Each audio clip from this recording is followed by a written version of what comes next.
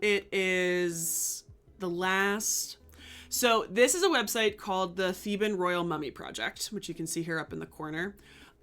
This website is sort of broken at the moment. Every time you go to it, it just like lags for the longest time. I am using the Wayback Machine. Using the Wayback Machine is perfectly fine, and I've been able to kind of go on it. But when we started doing these discussions like a couple months ago, like probably in November, it was fine. This is very recently that this website is sort of not doing well, unfortunately. But the reason I like this website is that this person, William Max Miller, kind of lays out, so like he has like, mostly this is not all Theban mummies. This is a lot of Theban royal mummies, and so it covers a lot of the ones found in the DB320 cache and then the KV35 cache. And so he just lays everything very nicely out, and then what he does is he gives like a summary of how they were unwrapped and comments that Smith or Maspero, is it Maspero? Yeah, Maspero, like what they said about it, and gives like a good summary. But then he also includes like some more recent stuff, not super recent. It's not a super updated website. So there are some stuff that I'm like, okay, I feel like there's been a study since then, but it has like lots of links, and most of the links still work. And then I just think he does a very good job at like summarizing it, especially for these discussions. So this is what we've been mainly reading.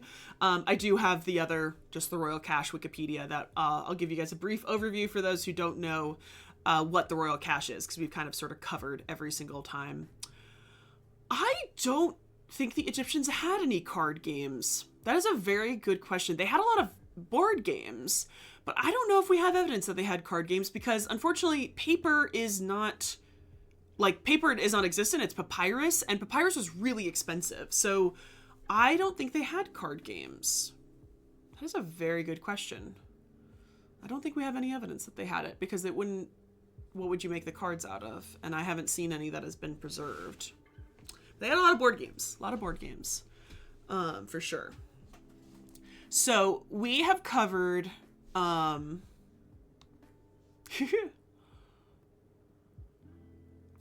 Uno.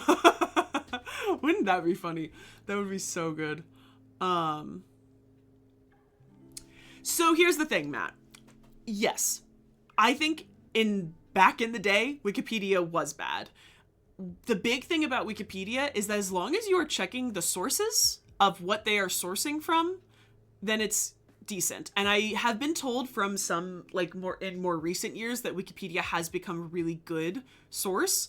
But literally what you just have to do is look at this, and you say, oh look, the Royal Cache Revisited.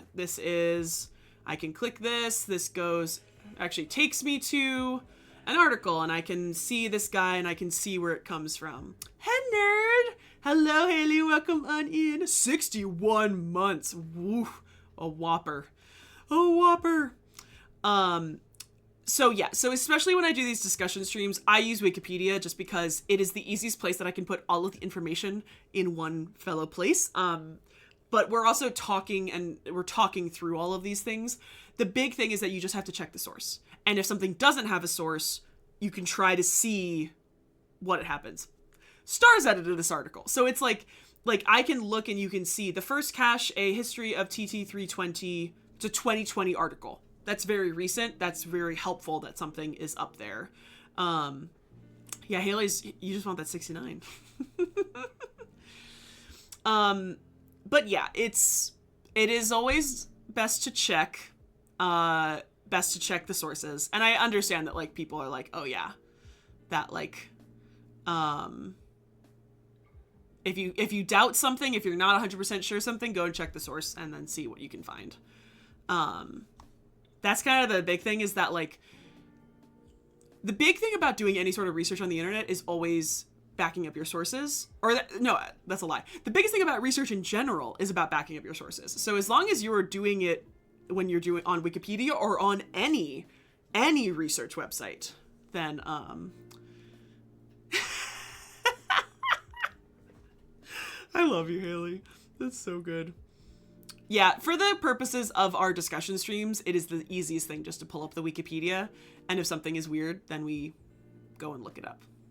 It's much easier to pull this up because I don't have a book that is just for the royal cache.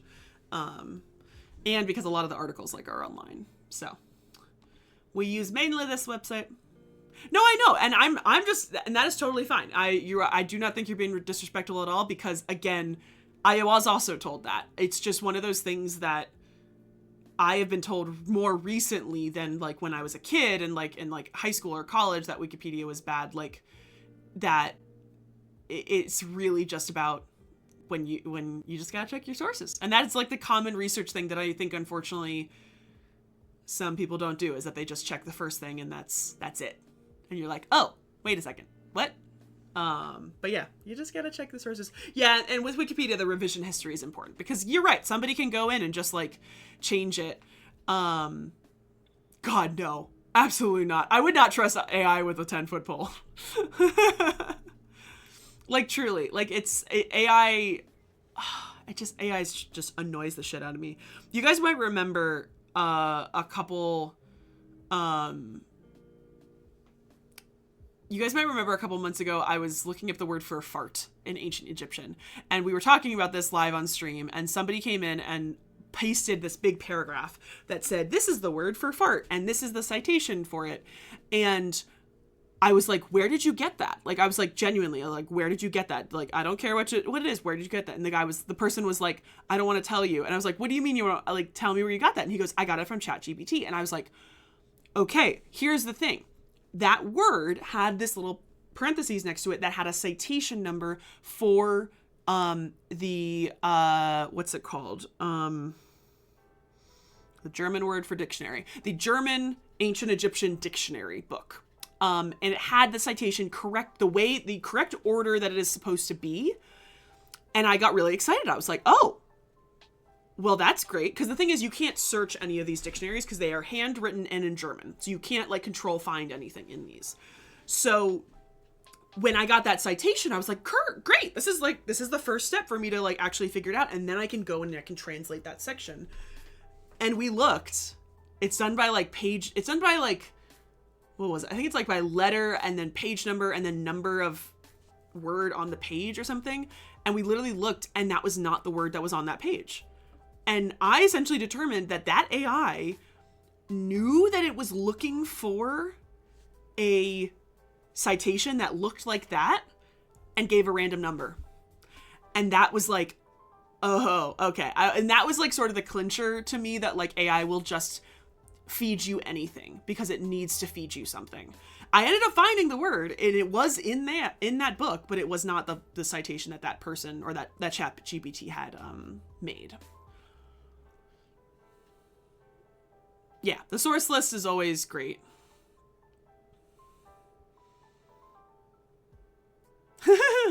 That's interesting, Dr. Hubs.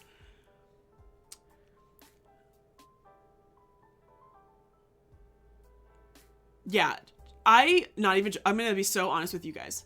I was standing, so I went to, oh, there's an ad. I'm gonna tell you in a second.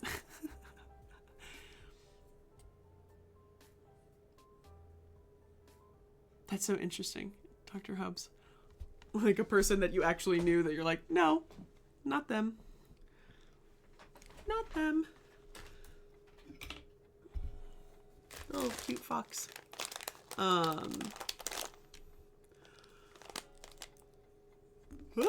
Sorry. Yawning.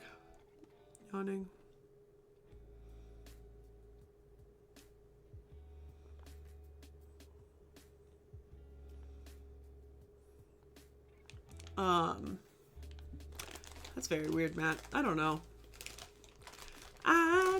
what the ads do, because it just tells me that it's going to be 3 minutes, and I'm like, I feel like you're going to get another one, Matt. I don't know.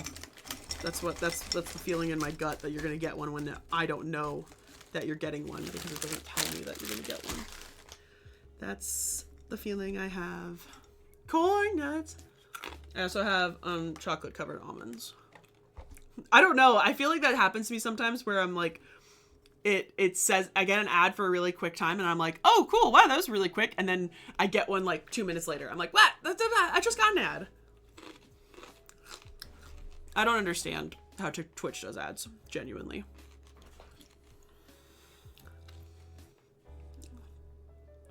Thank you, Alex. We would love that. Love stuff like that.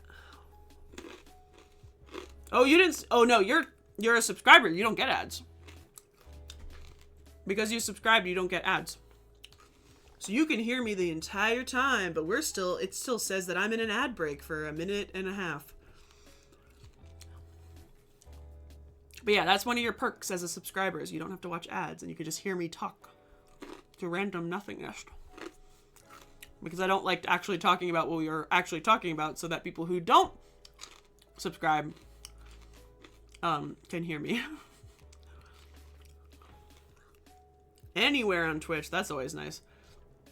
Wagler, thank you so much for the follow. Welcome on in. We're slowly but surely, we're gonna get 2,300 so close, so soon. We're so close. Just need 40 more people. All right, ad almost over.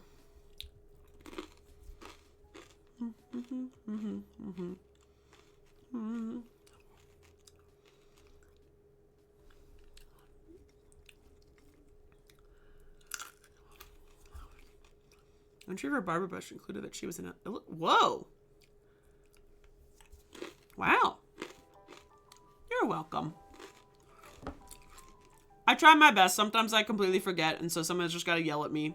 But I try my best to not talk about big things. If you do see me talking when an ad is going on, there is a chance I'm talking to TikTok, because I will keep answering questions on TikTok. But I try my best to not talk to at least Twitch directly. Cool. Corn nuts. That's so interesting, Dr. Hubs. Alistair Crowley. I feel like I've heard, though, that people are fairly quick to add things to Wikipedia now. Like, especially, like, when somebody dies, like, it goes up on their Wikipedia, like, really fast. Because there are just people who, like, kind of semi-professionally just edit Wikipedia. Which is interesting. Okay, a little background on the Royal Cache, if you don't know what it is. Yes, Prime. I'm getting that dual stream. That is so interesting, Alex. I've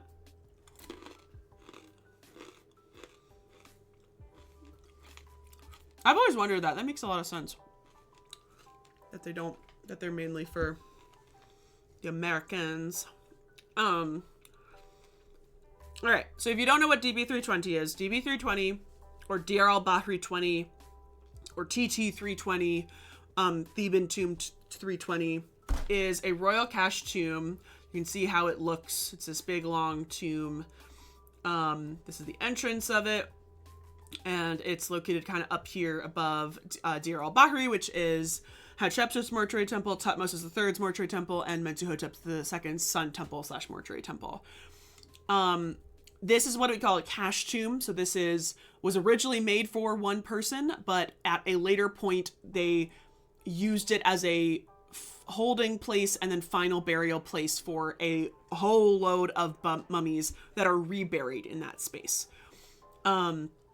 For this one specifically, this essentially is coming from, in the third intermediate period, their priests go out into the Valley of the Kings and the Valley of the Nobles and the Valley of the Queens, and they discover that tons of these tombs are looted and open to the elements, and their mummies are fully out in the open and damaged, and they decide that they're going to do something about it and that they are going to slowly but surely rebury them. One thing that I've really discovered over this, over these discussions that we've been doing, is that this was not a quick reburial. This reburial, I think, took years, which is so interesting, in that they like would rewrap them and put them in this one tomb, and then they finally would put them in another tomb, or they took them to multiple tombs, and then like I'm realizing that this was a way longer process than it actually seems to be. And so there are 50 mummies. Am I correct on that? I think it's 50. There are more than 50 mummies. There are more than 50 mummies in this tomb, and they have essentially 11 from there are 11 pharaohs within this tomb. Most of them are royal family members, not pharaohs, but there are 11 pharaohs. 9 pharaohs from the 17th dynasty, 5, wait, I can't read this. The 11 pharaohs found there included one of the 9, so 1 17th dynasty pharaoh, 5 18th dynasty pharaohs, 3 19th dynasty pharaohs, and 2 20th dynasty pharaohs. And the tomb was originally used as the tomb for High Priest of Amun-Panejim II and his wife Nes-Khan, who we're going to cover right now. So essentially what we've gotten to we have gotten to the pharaohs that actually date closer to the time period of the reburial, and that they actually originally used this tomb for, the tomb that we are finding the people that the tomb was originally made for. I'm trying, the Rod Man. I almost completely butchered your username. Welcome on in. Thank you so much for the follow. We are talking about DB320, the Royal Cache Tomb, giving everyone the background before we start looking at the last, I think, 7 mummies we're going through. We've been going through them chronological, so we're reaching the mummies from the 20th dynasty and 21st. Yeah, maybe 21st. I gotta look again. But here's the list of all the mummies and the time period. We've gone through all of these. So we have reached, we've done 21st dynasty is where we're at. So Nes-Khan, this is where we're at now. So we have Nes-Khan, we have Jed Ptah Euf Ankh, we have Nessie Tan Eb Etashru. That's a really long name. And then we have Unknown Man E, and I think we have 2 more unidentified mummies beyond that. Yes, there's not, I will say, like, there are some cool 18th dynasty people. There's not a lot of the cool 18th dynasty people. There are some nice ones. You got the really early people. Eventually, Monocritosis, I'm hoping to put these discussion streams in full on my YouTube. It just takes a really long time for me to edit these, unfortunately. So I'm trying to crank them out, but I have other priorities. And so hopefully all of these discussions will be on YouTube eventually, and that you can watch the whole series all the way through. The ancient aliens in Egypt thing absolutely stems from racism in Egypt, that the entire process of that the ancient Egyptians were not capable of making any of those things, and so it originally stemmed that white people did it, and that early European race went into Egypt and made all of those things, and ancient aliens just immediately stems from that, with like that they could not have made those things, so somebody else may have made them, and then eventually that stems into aliens. So if anybody ever says ancient aliens theory to you, they're not racist, but it's all stemmed from racism. There are some of my discussion streams that are already on my YouTube, as well as all my lectures, and my guest lectures are already there. But I have so many of these discussion streams I have to edit, like literally, literally. This is my list.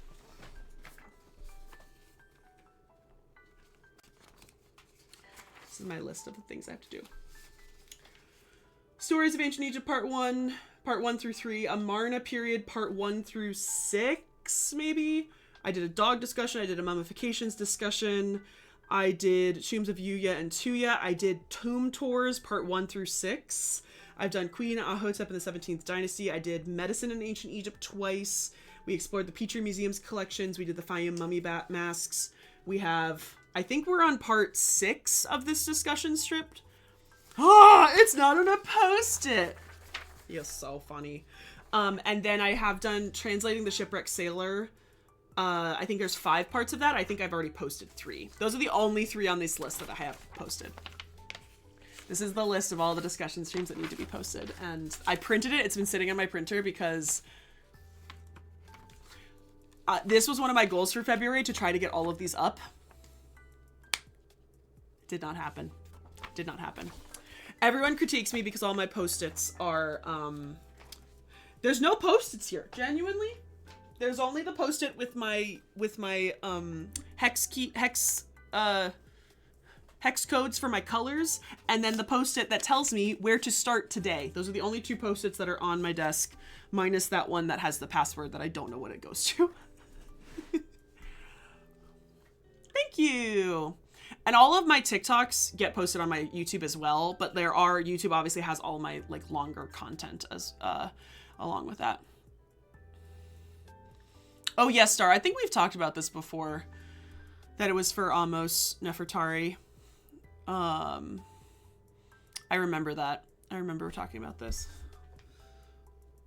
It's because I converted the Post-its to a Discord. I do have a Discord. I have everything. We're gonna be so honest.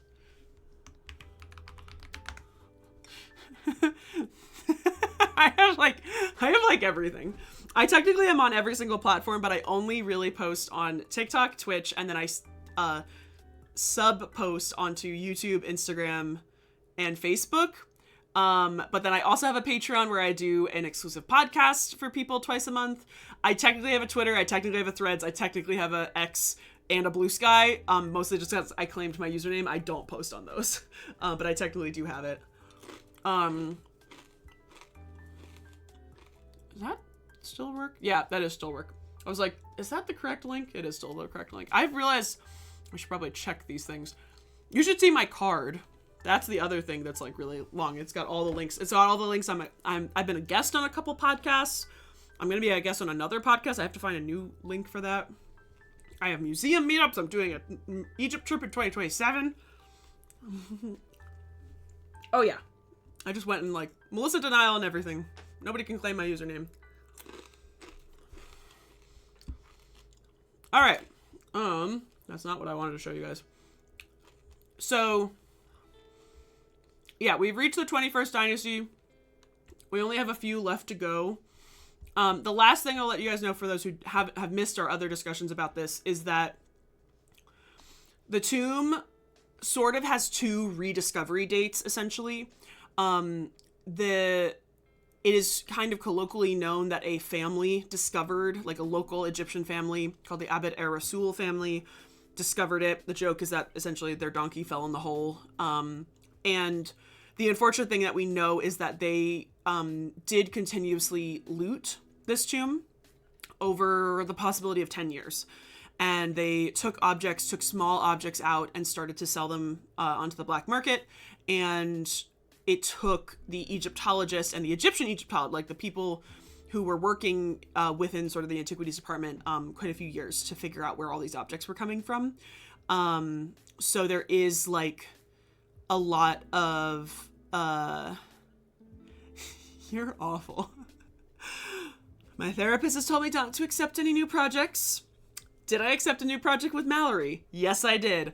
Am I literally doing it within 3 days? Yes, we are. But yes, we all know this. I overextend myself all the time and I just can't say no. Yeah. How many podcasts have I been a guest on?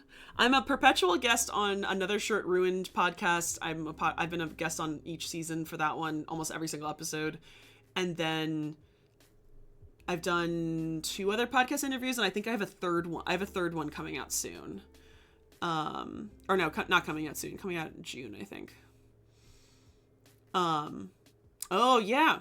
Which one? I think you're right. I think there is a movie about this. I've heard about it, but I don't think I've seen it.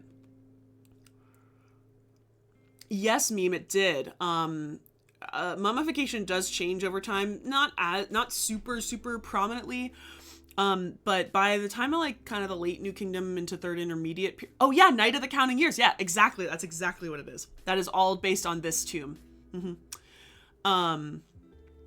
That is exactly what it is. I think, and I remember hearing about this, and I feel like we've said we wanted to watch it once, but I can't remember. Maybe we'll try to find it and we could watch it together on stream together. But mummification does change subtly. Like by the Third Intermediate period, they're not really using canopic jars. They're actually taking all of the organs, mummifying them separately and putting them back into the body. And that's sort of when they start abandoning fully taking the brain out of the skull and just pouring resin into it. And what you'll see with a lot of the mummies, especially in this time period, you'll see the difference, the vast difference. Like 17th dynasty mummification's okay. 18th dynasty is considered sometimes the peak of mummification in certain ways. Like Lady Rye is really well preserved. A lot of these, the Tutmoses are preserved. A lot of the early Ramses. Seti. I mean, Seti looks literally like he could be sleeping. But then when you get to this, you get to the 20th and 21st dynasties, they have a little, they're starting adding things. So you start seeing, like Star is saying, they're stuffing their faces to make them look more lifelike. They are painting the faces sometimes, or they're painting the linen on top of their faces. They're adding fake eyes. And what we're going to see is like a mixture. They're stuffing things in the nose. They're padding out the eyes. They're doing a lot of extra things. Isn't necessarily part of the mummification in like the drying of the body, but is sort of adding to the body. Yeah, fake eyes is a big thing. You can see it. She had sort of fake eyes, and and Nojmed has some too. Yeah, and Old Kingdom mummies, you're right. Old Kingdom mummies, because I always think about that one that was you, Star, right? That we were talking about the sleeveless dresses, and we discovered that Old Kingdom mummy, that she had all this stuff added to her face to make her look more lifelike, and they had added all these padding. She had the fake boobs and stuff, and that was so fascinating because we know so little about Old Kingdom mummies, because mummification just doesn't really survive for that long, because it's not as high quality, but also it's just so old that they don't survive as much. So the tomb is discovered by this family in the 1860, possibly 60s or something, and then essentially the Egyptologists do not rediscover it until 1881. And so that is when all the items were removed from the tomb. Everything started to get documented. But there are plenty of items that we probably assume came from DB320 that were not part of the collection when they found it. And after the Egyptians found it, none of those objects left Egypt. Yes, poorly documented, sadly. The mummies themselves have been decently documented, but the excavation and the removal of the items from the tomb was very poorly documented. What is the oldest mummy that we found? I don't know, but I think of that one that we did research on. She was found in Giza, and I was pretty sure was around the time of Khufu. True, yes, depends on what criteria. Like if it's a preserve. Oh, very true. So, I will correct myself. That one that was found at Giza is a man-made mummy. Natural mummification has been found very, very long, like in the pre-dynastic period. But if we're going off of that, it is a man-made mummy that the humans did the portion to make them mummified. Old Kingdom, but I don't know how many are still preserved to this day. That's what I would say. Because for the most part, that one mummy, I think there was like maybe one or two that I've seen that are like, she is full mummified.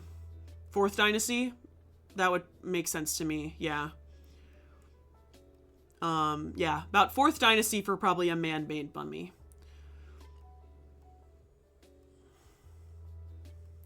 If you're the green one, you are Ptah, but you can change it. So if you are on your computer, you can scroll down and you can see the stream avatars, and you can pick whichever god you would like to be. If you are on your mobile, look for a tiny little button that's purple that says SA for stream avatars, and then you can click that and you can change whatever avatar. If you can't figure it out, let me know and I can change it for you.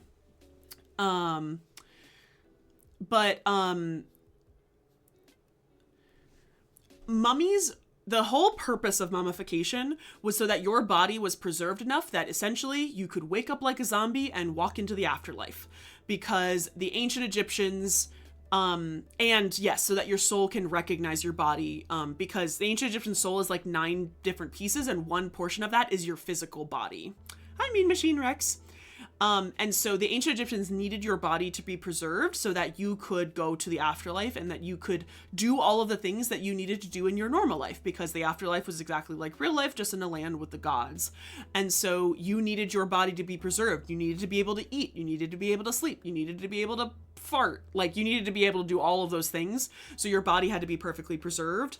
And in the same sense, like, it had to look like you, so that the soul, the Ba, your soul that is flying around, could find your body and recognize yourself. So that was their belief. Obviously, not everyone could afford mummification, so there are some people that probably did not believe in this extensively, or believe that it had to happen, but believed in yeah, you can be Newt. Let me change it. I gotta find you. Nope. Oh, sorry, you're Khonsu. You're the god of the moon. I thought you were Ptah. I can't see your beard. But yeah, you're Khonsu. Ptah's over here with his staff. You wanna be Newt?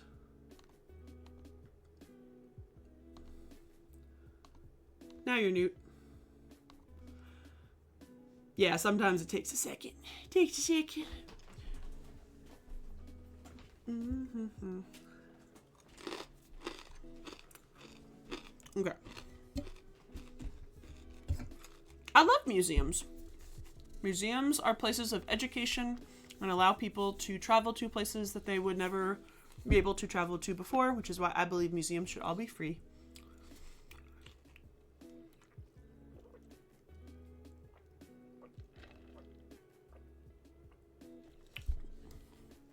It's very fascinating. Yeah, lots of different traditions, very similar. There's a lot of similarities. Like the concept, another part of the ancient Egyptian soul is the Ren, which is the name. And it's very similar to like Latino cultures and South American cultures, where it's like if somebody dies, they die twice, because when they actually die, and then when somebody forgets their name. And so it's kind of similar to that, in that, like, in Egyptian, if you know somebody's name, or if you know the name of like a demon, you know you have power over them. A name is a very powerful thing. All right. So we are in the 21st dynasty. This is in the third intermediate period. So we are sort of coming off of a high in ancient Egyptian history with the New Kingdom and with the 19th dynasty being super powerful with Ramses the Great. Very quickly after that, there is like a huge decline in ancient Egyptian power and the power of the pharaohs themselves. The big thing about the 21st dynasty that is very interesting is that the pharaohs of the 21st dynasty that we're looking at are not technically pharaohs. It's very weird to think about, but Nes Khan is married. Let me double check, but I'm pretty sure. She is married to Penegem II. Am I right about that? Yes. So let's quickly just go Penegem II. So Penegem II, as you can see, does not say he's a pharaoh. He is a high priest of Amun. And during the third intermediate period, we actually have sort of this split. We have the rulers, we have the pharaohs ruling out of the north, and you have these very high priests. They're very powerful. They are the highest, almost secondary to the pharaoh in a lot of ways, because they run the Temple of Amun, which is at the time the biggest temple probably in Egypt at the time, and they own a lot of different things. They own like lots of land. They get lots of things into the treasury, and a lot of these time periods in ancient Egypt where there is sort of this, not civil wars themselves, but like this imbalance, is when the priesthood becomes more powerful than the pharaoh. And this happens kind of over and over again in ancient Egyptian history. And so in this case, these high priests in Thebes, even though the pharaoh was way, way far away in the Delta, they sort of declare themselves rulers of the south of the country. As you can see, it says like de facto ruler of the south. The funniest part about this is that like we have many instances where there is somebody ruling in the north and somebody ruling in the south. And for some reason, Egyptologists do not actually consider this a dynasty. Like, they don't consider this a dynasty. They don't consider them pharaohs. And so they are not included in any sort of list that we make about pharaohs. Like, they're mentioned. They're casually mentioned. Oh, these are the de facto rulers of the South. But, like, they don't get that label even though they sort of declared themselves as that. Which is very interesting to me, and it's very intriguing why nobody is sort of said. True, but it's like they did this for at least a couple years. There's at least a couple of them. And I'm just surprised because we have things like the Abydos dynasty. We have things like I'm blanking on what the other one is.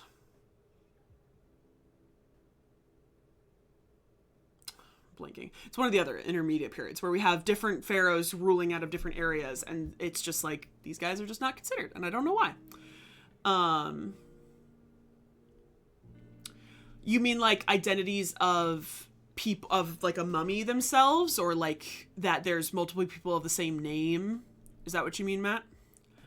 Thank you, some dude, for the follow. There's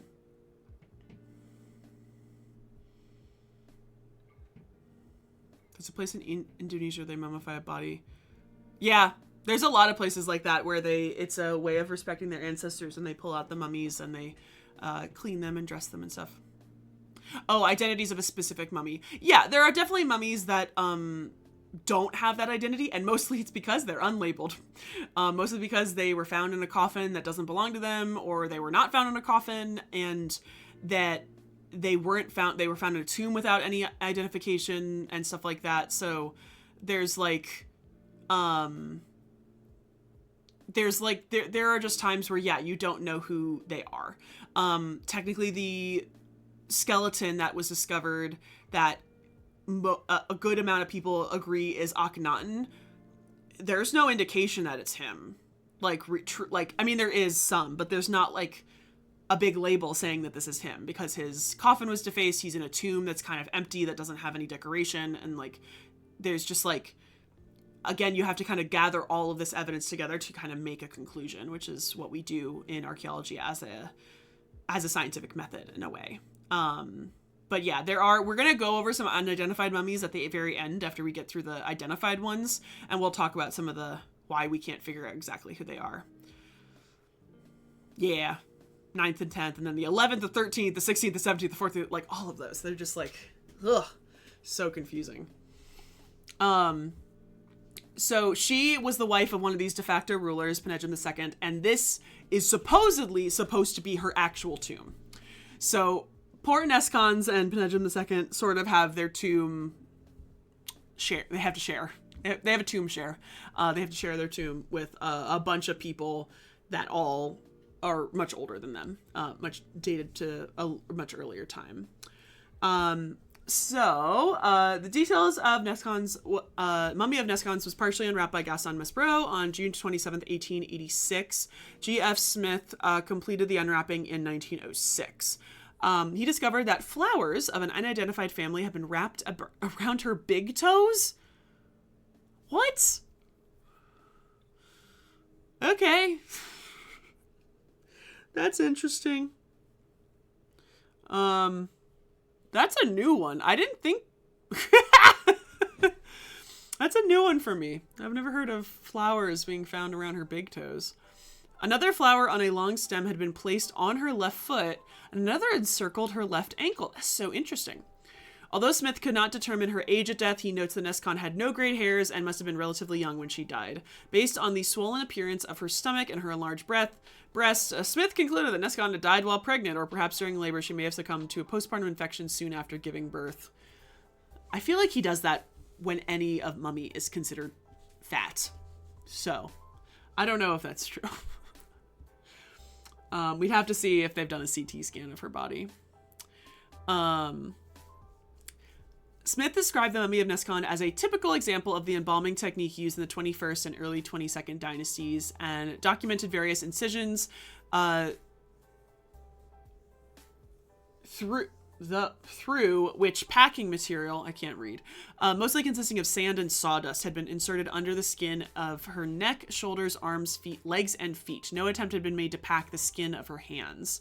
So the sawdust and like sand and like random pieces of linen and papyrus, this is a very common practice for this 21st dynasty. It's a very weird mummification that like really only kind of exists this time period. Definitely seems to work in certain ways, but it also like expands sometimes and like has kind of distorted like faces and like some of the mummy's skin, and also like it obviously is a drying agent, but like the sawdust is so interesting. After the internal organs had been removed for separate embalming, the body cavity had also been packed with sawdust. Smith found an embalming plate made of wax placed over the embalming incision in the mummy's lower left abdomen. This particular embalming plate had not been inscribed with the traditional Eye of Horus symbol and instead been covered with onion skins. Huh. Wasn't there one person that we were reading about last time that had onions in his eye sockets? They used onions for his eyeballs? Or are we coming up on that person? I think we talked about this briefly. Freaks and vegans. They love onions. Onions is like, it's like they're from holes. The embalming incision, or embalming plate, if anybody doesn't know what that is usually a small, like in a lot of places, a metal plate, sometimes gold. That again, it says it typically has Eyes of Horus, but it has some sort of imagery, and it's used to place over the embalming incision to sort of cure it. Like it's just sort of just to place it over there. Salad dressing.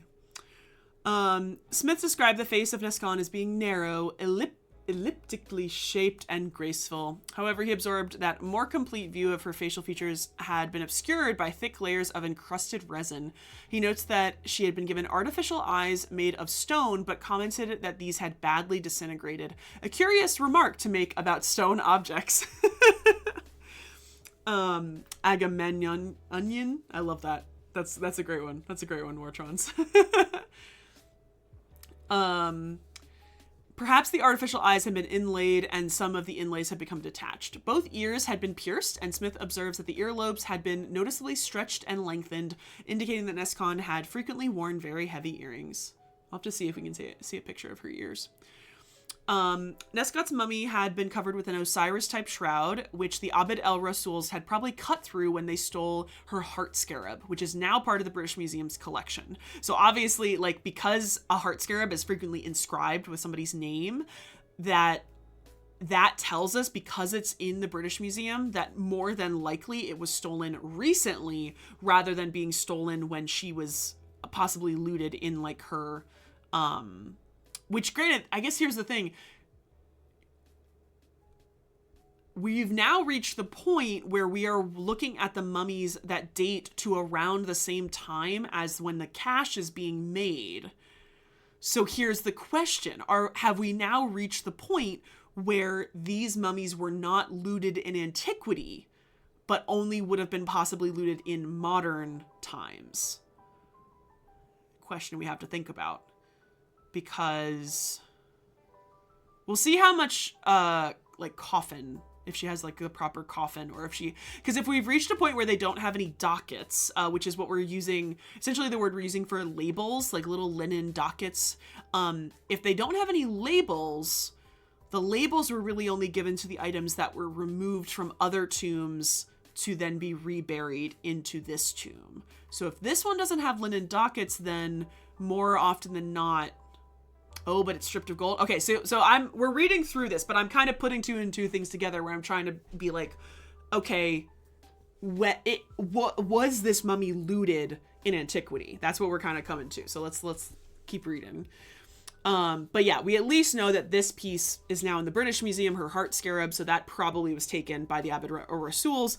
I'm shocked when I've been talking about looting recently. I did a whole video on the looting of Tutankhamun's tomb. I got so many people asking me, or even just kind of just generally commenting that like, wow, though somebody has those items today. And I'm like, no. The likelihood that somebody has an object that was looted shortly after the burial of Tutankhamun is so low. It's so low. Like, the items... The kind of funny thing is that the motivation for looting is different. In antiquity, the motive... Like, well, I'll say this. One half of the motivation for looting is different. The motivation for looting is usually always money. Greed.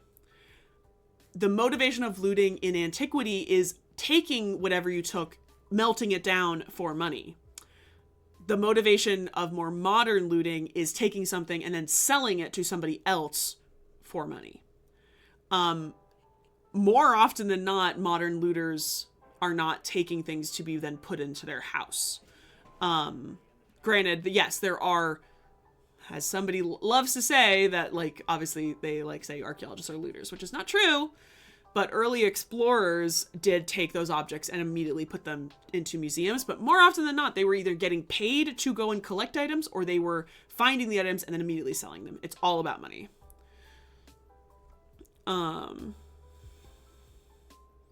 Oh, yes, exactly. Yeah, being caught with something that was obviously, like, had King Tut's name on it would have been so bad. Like, everything would have been melted down. Like, there is no way, no possibility that anybody has an item that was looted then.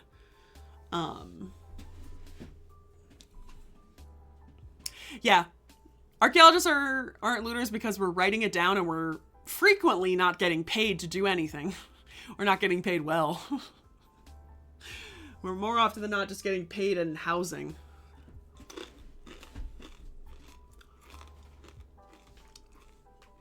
Okay.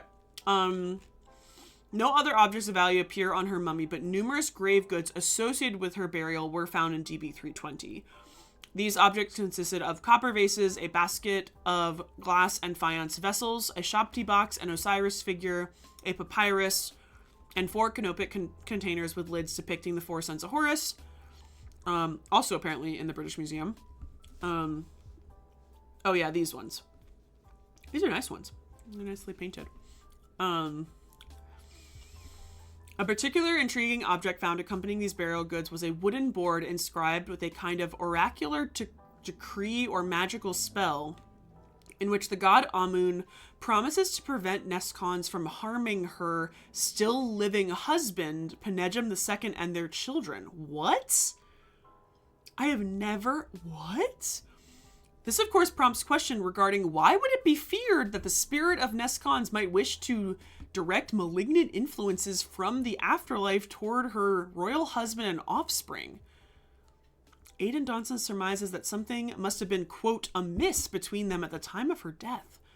This strange protective spell may hint at an unknown tradition in which mothers who died in childbirth were believed to harbor resentment towards their babies whose birth had taken their lives. Ooh, intriguing. Also towards the fathers who helped produce them. This, of course, is pure speculation, but it does appear that Neskhans had died during or soon after giving birth. I will say this is the first mummy that I'm like, okay, this actually probably is true. There's been a couple female mummies that literally Smith was like, she's fat, she must have been pregnant. Or they... like, she's chubby, but I can sort of see, like, her belly is very stretched out. Yeah, the difference between science and screwing around is writing it down. Exactly. This is very interesting. I gotta find that, that document. It's, Journal of Egyptian Egyptologists. I gotta see if I can find this. I'm gonna look it up in a second. But I can find Journal of Egyptian Archaeology. I can probably find that article. I want to find a picture of it. So Neskhan's outermost coffin was intact, and close examination revealed that it had originally been made either for her aunt, Istem Keb, who had been married to Menkaper Ray, excuse me, or for the sister wife of Penejim II, also named Isenkeb. There's a whole Isenkeb problem where there's multiple ladies named the same thing during this time period, who had been buried in the end chamber F of DB320, probably close to Neskhan. Nescon's inner coffin and coffin board had been appropriated from the same iskem, and they had gilded hands and faces removed in antiquity. So yeah, something was looted, but there also has been a lot of posit that priests would remove this as well, not rather than looters. But yeah, if she died suddenly, somebody was going to need a coffin. If she died in childbirth or shortly after childbirth. All right, so Reeve states that Nescon preceded her husband, Penejum II, and dates her burial to year 5 of Siamun for Shamu 21, based on a wall docket found at the bottom of the entrance shaft to DB320, which this is the wall docket. It says year 5, 4th month of Shamu, 21st day of Siamun, year 5 for Shamu 21. Date of burial cares of the chief of ladies Nescon by the god's father of Amun, overseer of the treasury Jed Konsu Euf Ankh, son of ... the prophet of Amun-Re, king of the gods Ankh F.N. Amen, the elder Nespa-I, the god's father of Amun, chief of the army Nespa Kashuti, the seals which are upon this place, the seal of the overseer of the treasure Jed Konsu Euf Ankh, in the seal of the scribe of the treasury Nes something. Probably something. So photos of the canopic jar. And then we have some close-up shots of her mummy.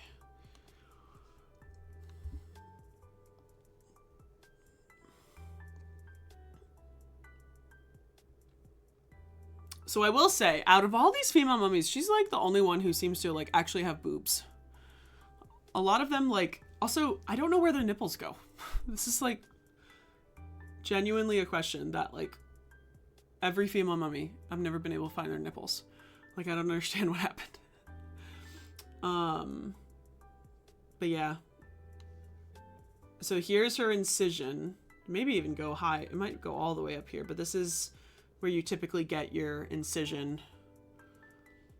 Oh, Lady Rye, you're right. She does actually have boobs and nipples. But like when we've been going through these, I'm like, where are their boobs? I know a lot of these, like it's hard to get straight to their skin when they did unwrap them, because a lot of them have, like they use resin a lot to like stick the linen to their bodies. And so like, I know in some cases the linen is still there and you can't see them, but like she looks particularly well unwrapped.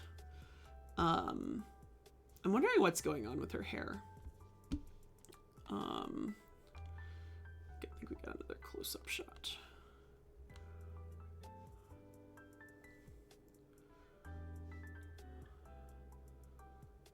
Yeah, unclear if she had fake eyes over her, these like packing, or after. But yeah, this is resin. This looks like crusted resin around her nose and her mouth.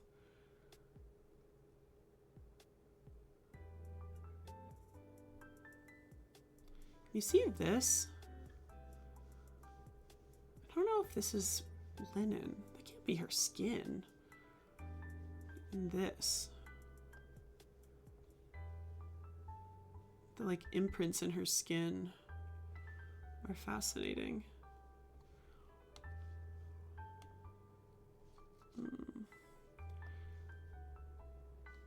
Here's a sideways shot. Yeah, it looks like her curls were all like kind of tied like that. I wonder if she still has wrappings on her. I wonder. Or if that's like an imprint in her skin. No, I can't see her ear from this way. No, plastic surgery was not really a thing. They did do some kind of medical surgeries. There is some evidence of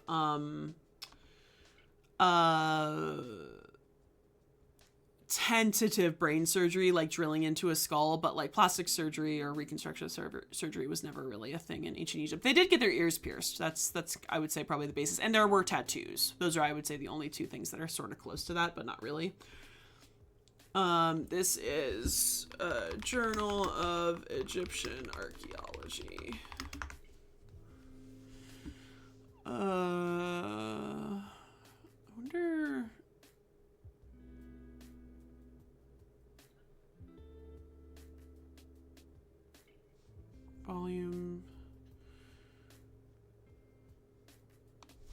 looking for volume 41. This crazy name. Batsicombe Gun. It's a crazy name. Wow, he's got a pretty good Wikipedia. I'm trying to see if maybe they have his works by Batsicombe Gun at Project Gutenberg. Oh, he's got the instruction of Ptahhotep and Kagemi. No, I just need Journal of Egyptian Archaeology online. I don't know if I'm gonna be able to find it, but I might be able to.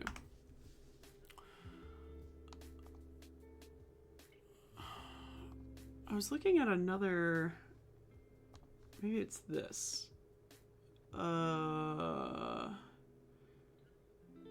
1 through 16. No, I need 41. I don't know if I'm gonna be able to get this. Let's see. We'll see if I find anything. Yeah, absolutely. It's nice to think that she might have been all issues. What did it say? 19 volume. Say 41.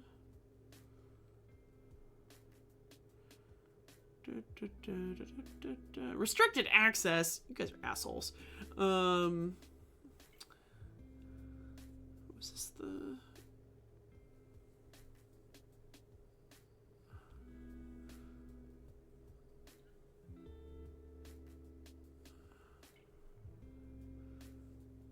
I don't even know if this was the right one.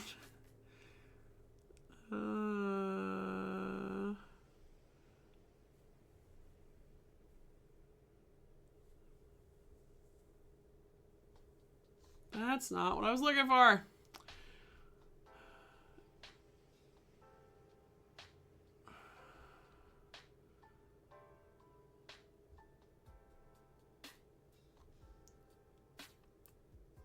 I'm gonna just look up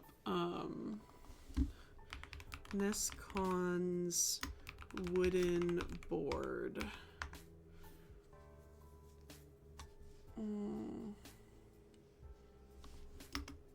DB320.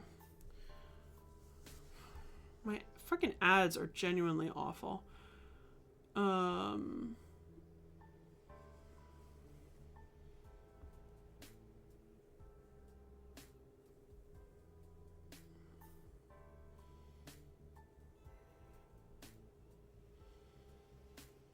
Oh, actually, it could be on here.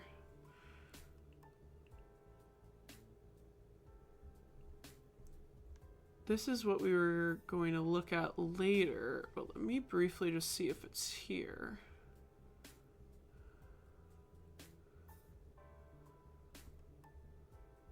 No. Oh, here it is. Aha! I found it! I found it! So this is wooden tablets. Ashton mentioned 3 wooden tablets. So 1 at the British Museum, 1 in Paris, and 1 in Cairo. Oh my god, is this the article? Human beings are great. I love when people do this. They just cite something that's behind a paywall. Don't we love it?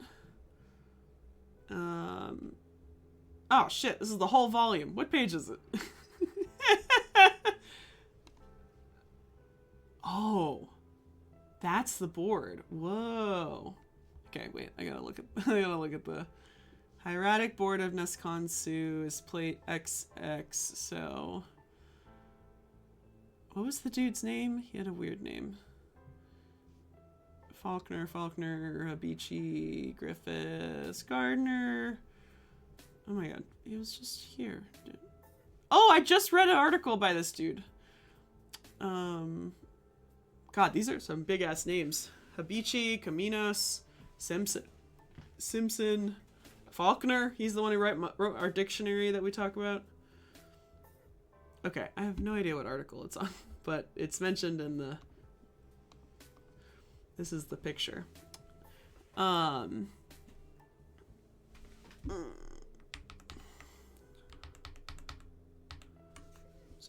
I'm zooming in very much so you guys can see this. Scrolling down to where I was. Okay, so these are the documents. So it says, these Shabti decrees found in the tomb of Nessie Khonsu A are almost identical wooden tablets with a unique ocular degree from the god Amun. These decrees states that the Shabtis are Nessie Khonsu's property. Oh, wait, no, this is not what it is. This is Nessie Khonsu. This is not... Is this the same person?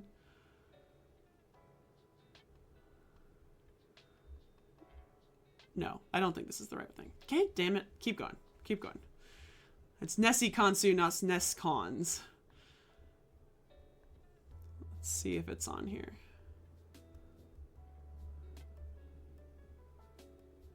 They are the same? Okay, well, it doesn't mention what this other thing mentioned. Weird.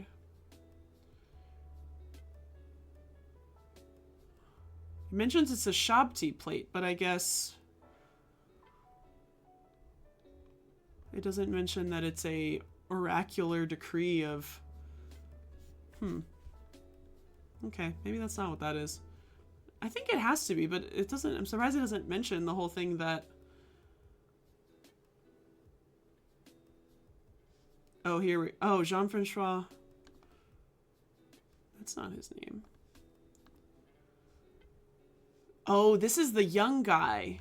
There's a guy who's almost got the name Jean-Francois Champollion, but it's Champion.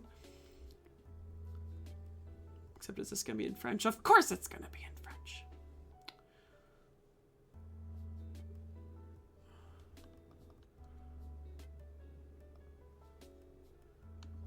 Let's see if it translates the whole thing. Amun-Ra, the king of the gods, the great god, the oldest to have come into existence, said, I will order the Ushaptis that we made for Neskon, the daughter of Ta-Ni-Ten Jehudi, that they take on all the arduous tasks for Neskonsu, the daughter of Ta-Nen Jehudi, namely all the types of work that the Ushaptis can undertake when they are in the service of someone who is dead, who is taken to the necropolis, who become divine without omitting anything. These are the words that Amun spoke. I will make sure that they take care of them for Neskonsu, the daughter of Ta-Ni-Ten Jehudi. Amun-Ra, the king of the gods, great god, the oldest to have come in existence, said, I will order this Ushapti that we made for Neskon so that they can accomplish the tasks. And the Ushaptis usually perform to dispense every excellent deceased person, and that they perform for their dispensation of the Neskonsu. I will order them to relieve her of her duties every year, every month, every decade, every day, every epinogmenal day. This is the content of the tablets that was placed before Amun of the thrones of the two lands in the house of Ben-Ben in the 5th year of his reign, in the 2nd day of the 4th month of Shemu. Amun of the thrones of the two lands in the house of Ben-Ben, the great god, said, this is not in English.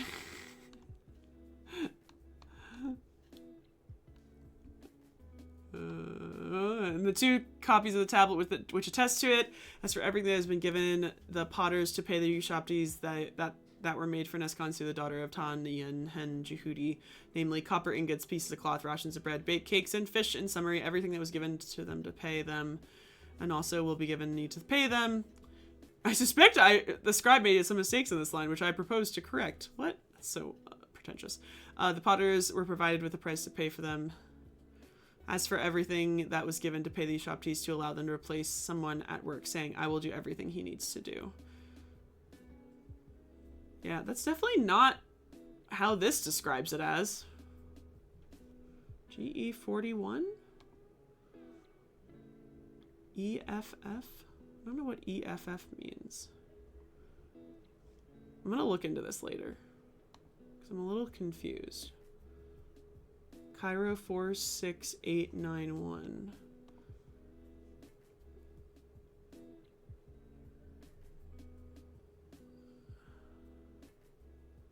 AOE. What is AOE? He uses so many shorthands that I don't know what he means.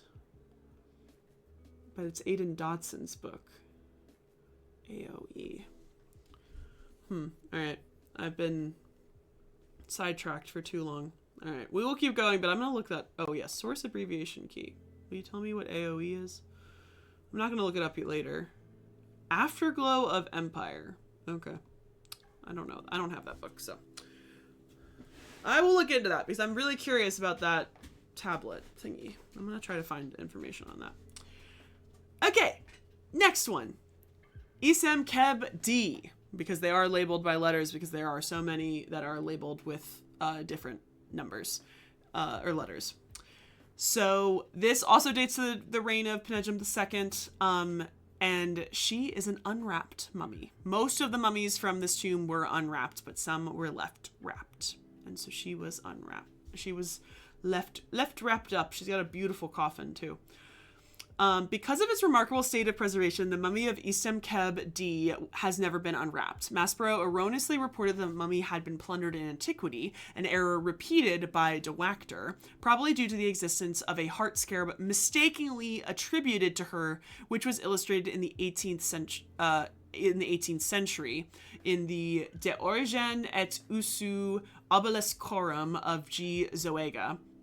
Daresay also mistakenly attributes this scarab to Isem Keb D, but in all probability it originally belonged to another woman named Isem Keb who had been married to Menkeper Ray A. All the names are getting confused. So x-rays taken by Harris and Weeks reveal a small number of articles still in situ beneath Isem Keb D's Osiris shroud and bandages. Harris and Weeks specifically mention a small amulet by her neck, another on her right arm, and one on her forehead. The leather amulet thong found on Ma'at Kawre's head, very similar to it. X-rays also revealed that she suffered from arthritis of the knees and tooth decay, very common. She was found in her original double coffin set. Although the outer coffin was intact, the inner coffin and board had their gilded hands and faces missing. So this is the intact outer coffin. So the thing about this is that, again, like, the likelihood that a priest would actually go in and scrape off some of the gold, it's not uncommon that they would just do that on the inner coffin and the inner coffin board and then just place the pristine outer coffin on top so that nobody would know, because they're not going to be opening the coffin to check that somebody has taken things. Isem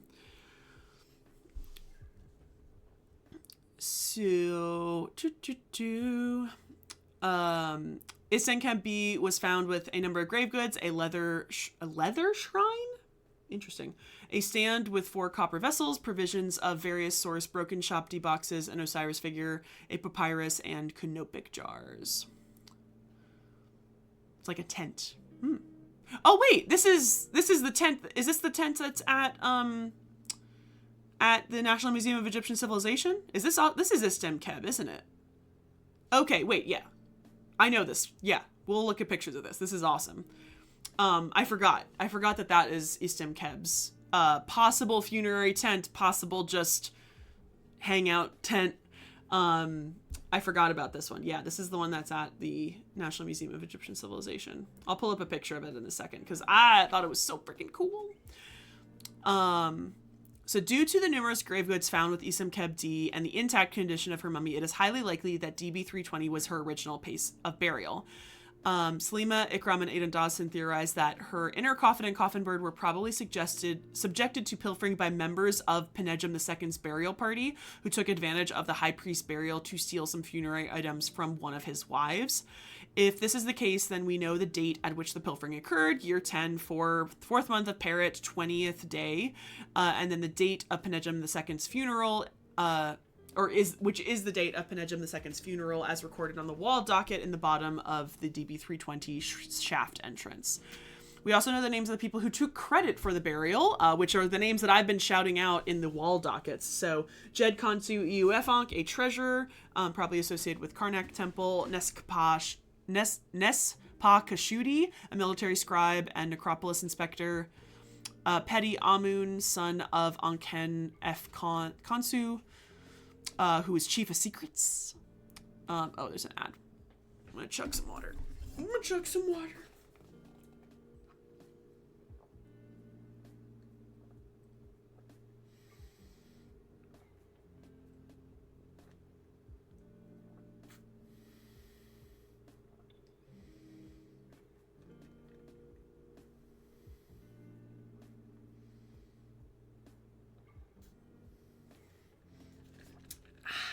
Cold.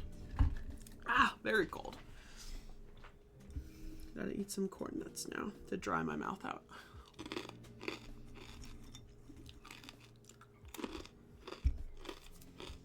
Let me make sure. I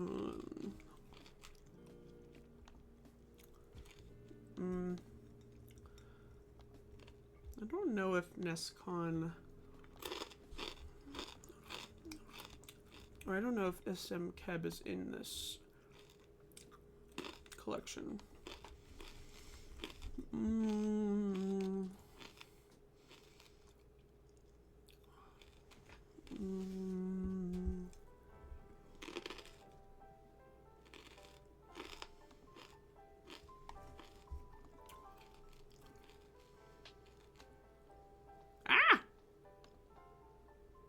Oh.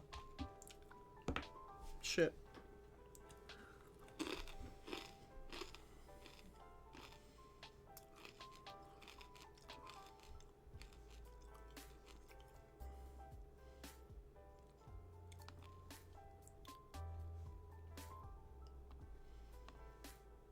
Ah.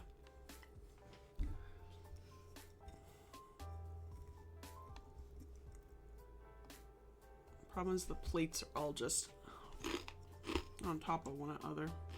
Oh wait, I'm dumb. LXXX. Okay, she's back here.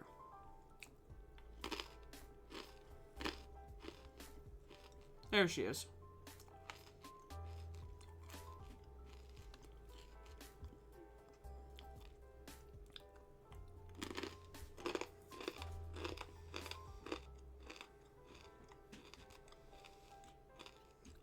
Yes, she is. In all her glory.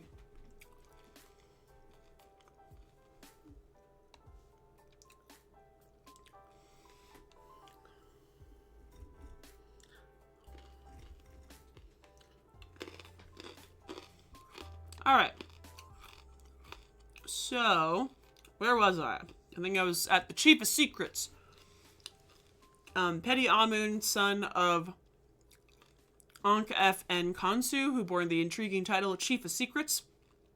A priest of Amun whose partially illegible name contains the three symbols En Amun, and then a man named Owenu Efer.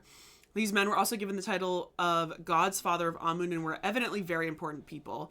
They were accompanied at DB320 by Bak en Mut, the royal scribe from the Palace of Truth, i.e., the Valley of Kings and the Deir al-Medina. The two chief workmen from the necropolis named Petty Amun and Amen Mos. So there's this big wall docket that's at the bottom of like kind of the entrance of the tomb that gives all this information about when the tomb was actually buried, at least the most recent occupant. Maybe the tomb wasn't made for them, but it was the tomb that they were supposed to be buried in, rather than most of these pharaohs, most of these mummies who are not supposed to be buried in this place. It is, of course, conceivable that these men were corrupt officials and avaricious necropolis employees, just like the ones named in the tomb robbery papyri of the late 20th dynasty. But why would they be willing to leave their signatures on a tomb that they had just violated? Perhaps the men who gave their names and titles on DB320 wall inscription did little of the actual work involved in laying the mummy of Penejam II to rest. This could have been delegated to the crew of workers who took advantage of the moment to engage in some acts of petty pilfering.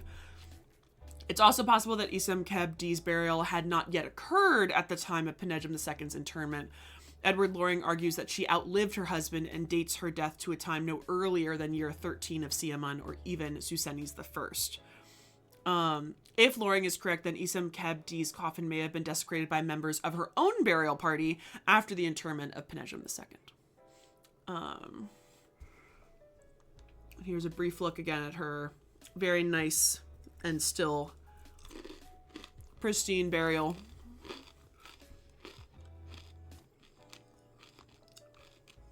And then we get to, I think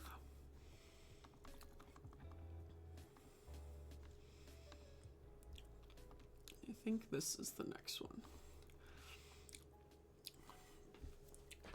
So In some ways they did, yes. Like for pharaohs, for people who were really, really rich, yes, a lot of them were very accustomed to their potential height. But then a lot of them, you kind of, as time goes on, later on, you can tell that there is a mass production of coffins that are sort of general sizes, that don't necessarily fit you perfectly. So it just kind of depends. And I know you may have said that as a joke, Dapper, but it's all, both of them are possible. It just depends on how much you could pretty much afford. And so while she was technically like a queen of this de facto king, they weren't necessarily the most powerful or rich pharaohs of the time. Never. You never joke at all. We don't joke about history, Dapper. Why would we ever joke about history? All right. Number 3. We have... It's going to take me a really long time to say her name.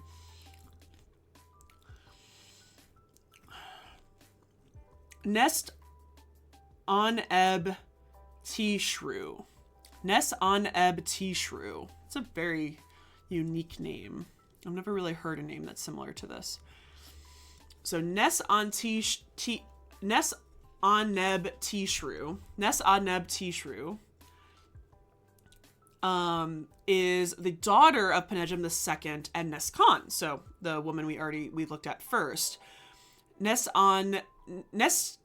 probably Nes-Ta-Neb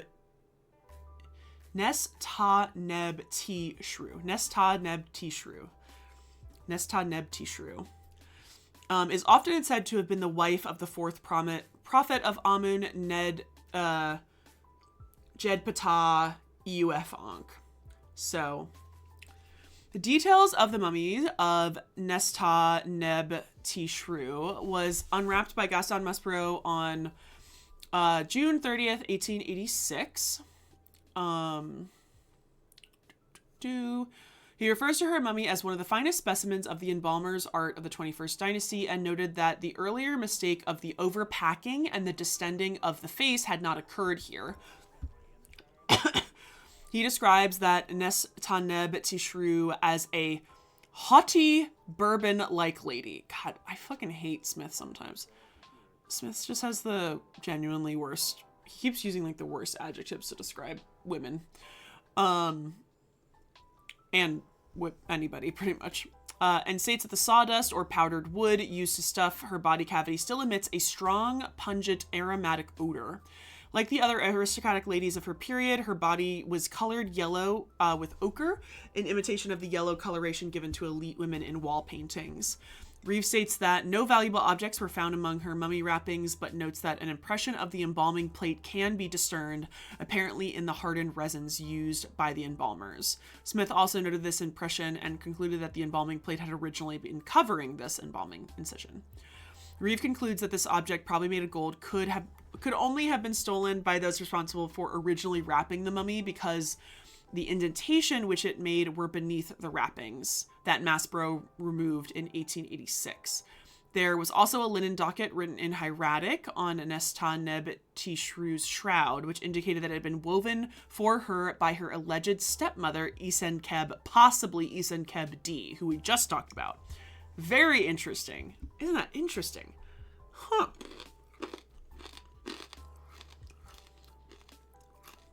She was found in her original double coffin set.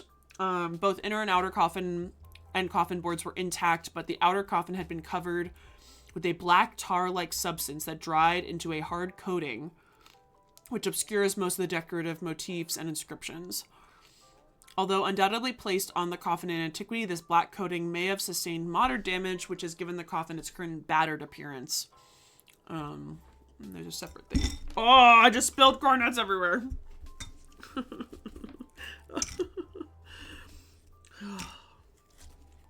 Just knocked it right over. Party foul. Party foul. Now there's crumbs everywhere. Just knocked it right over. The corn nuts. Okay, let's see what this coffin looks like.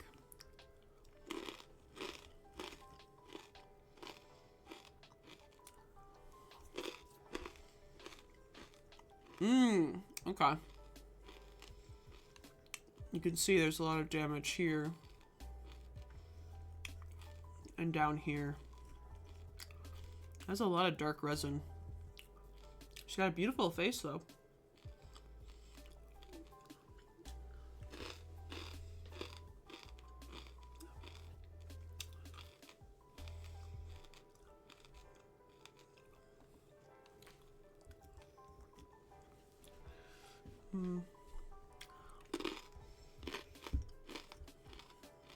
And the material is pretty thick, you can tell.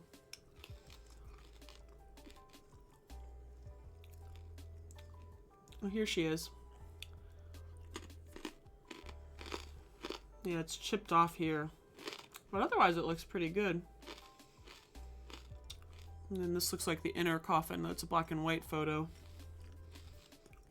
Oh wow, look at that photo. That's a great photo.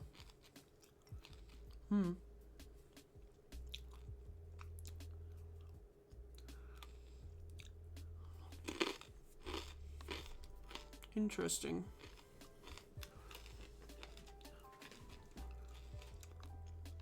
I wanted to see what...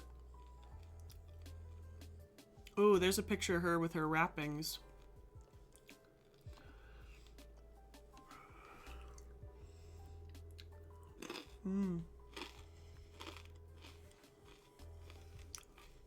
Interesting. Okay. Her other burial equipment included copper vessels, damaged Shopti boxes, an Osiris figure, a papyrus, which we can see here. Ooh. Oh, there she is. There's obviously a really small picture of the papyrus, but she's got a nice little version of her. And canopic jars. A Shopti inscribed for Nespa Neb Tishru, an Osiris figure, and a recently a Shopti figure for her from DB320 was recently sold on an online art dealership based in Paris, which is this one right here.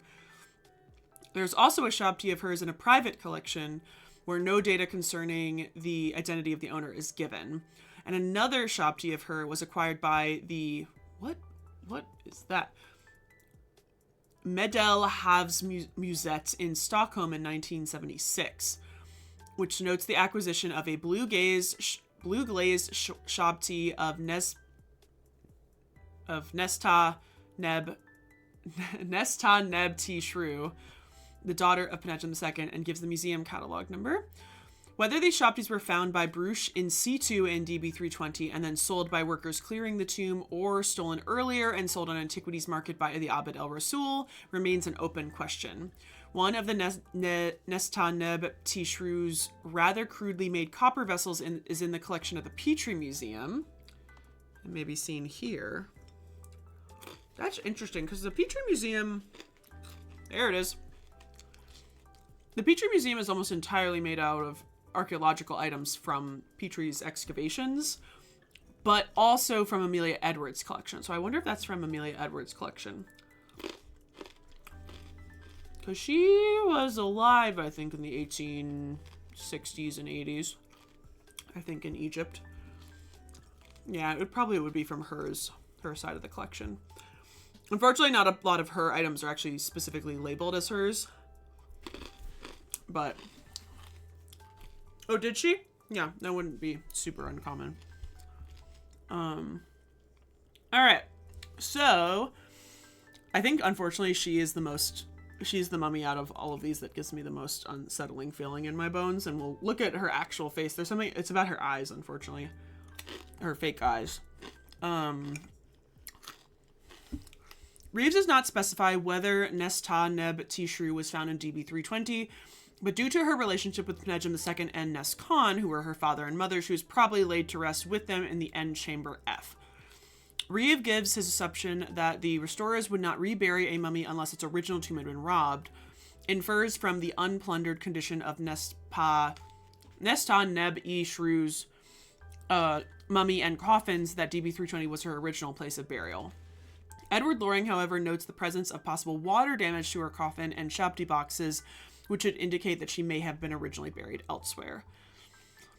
Reeve contends that I can't say this girl's name anymore.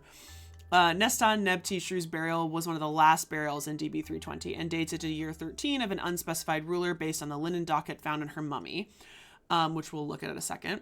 We'll call her Nessie. Since Nessie's linen docket inscription cannot be positively attributed to any particular reign with confidence, its dating to an unspecified year 13 is not extremely helpful. Edward Loring, however, argues that Istem Keb referred to in the docket and on Nessie's wrappings could only be Istem Keb D, and goes on to propose that the only date range that could be possibly assigned to her donation of linens for Nessie's burial would have either been year 13 of Siamun or of Susenes I. If Loring's interpretation of the date given on the docket is correct, then it would be highly unlikely that Nessie was married to Net Jed Ptah Eof Ankh, found with her in DB320, as is commonly assumed. I think we're getting to him next, I think. Yeah, his burial below. Loring's dating would also contradict the theory of Ikram and Dodson, who proposed that Istem Keb's funerary equipment was distributed by members of Penejam II's burial party. According to Loring's chronology, Istem Keb D would still be alive at the time of Penejam II's burial. Interesting. So this linen docket is very interesting because it's not like all the ones that we've been seeing before, because it closer dates to actually when the burial took place, actually probably when the burial took place or something really, really close to it. It says year 13 of the identity of the ruler is uncertain. Linen for Min, Horus, and Isis, which the first great one of the harem, Istem Keb, made in year 13. That's so interesting. I feel like I've barely ever heard of something where like somebody is immediately claiming that they made something like that. It's fascinating. Okay, let's look at her close-up shots. I feel very sad for her. She just looks like a sad lady. There's just something about her face that's just really sad. And her shoulders. Look at her skinny little arms.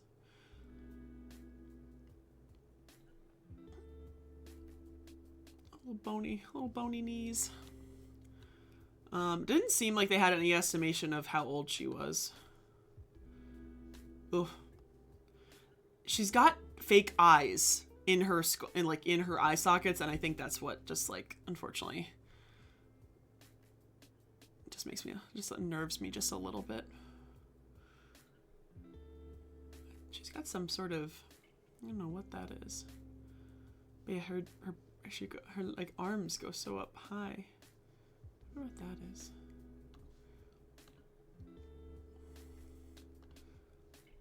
You can also really see that like they're really flat. The back of their head is so flat because obviously they're like mummified like that. Oh, it looks like she does maybe have her ears pierced. But yeah, the fake eye is interesting.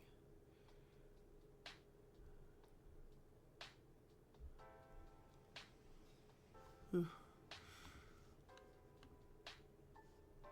And then this one, the angled photo.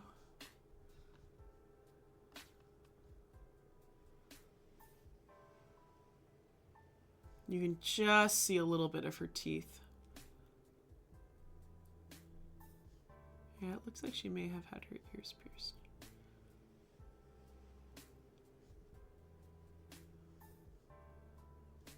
The skin. Oof. These black and white photos you don't expect to be so high res, but they are. All right, now we get to this guy. This is the guy we were talking about earlier. This is Jed Ptah Eof Ankh. I think it's the fake eyes for me because it just literally looks like googly eyes. It looks like they like got added googly eyes on them, and it just like weirds me out just a little bit. All right, so Also found in DB320, obviously. The mummy of Jed Ptah Uf Ankh was intact when found in DB320 and was partially unwrapped by Maspero on June 29th, 1886. At that time, Maspero found the figures of two serpents made of some unspecified material on the neck of the mummy, and also a lotus flower, which had been wrapped in the folds of the linen. He also discovered a heart scarab of the mummy's on the mummy's chest, along with a silver figure of a hawk with spread wings. 20 years later, September 5th, 1906, Smith removed some of the remaining bandages and discovered numerous amulets and other items of jewelry. Very thin gold rings were found on his fingers and toes and were probably used in place of string to keep gold finger and toe covers in place. See color photos of these rings below. Ooh. Let's get a close-up shot of that. His hands. Oh, look at them. Wow. Oh my goodness. His hands are in good shape. So I see 1, 2, 3, 4, 5, 6. There's only like 7 of them. Oh no. Yeah. There's only like 7 of them on his hands. His nails look really good, actually. You can see he's got really long hands. I feel like my hand is so short in compared to Cinda. He's got long fingers and long hands. That is a crazy high quality photo. Yeah, so they probably had full gold finger stalls.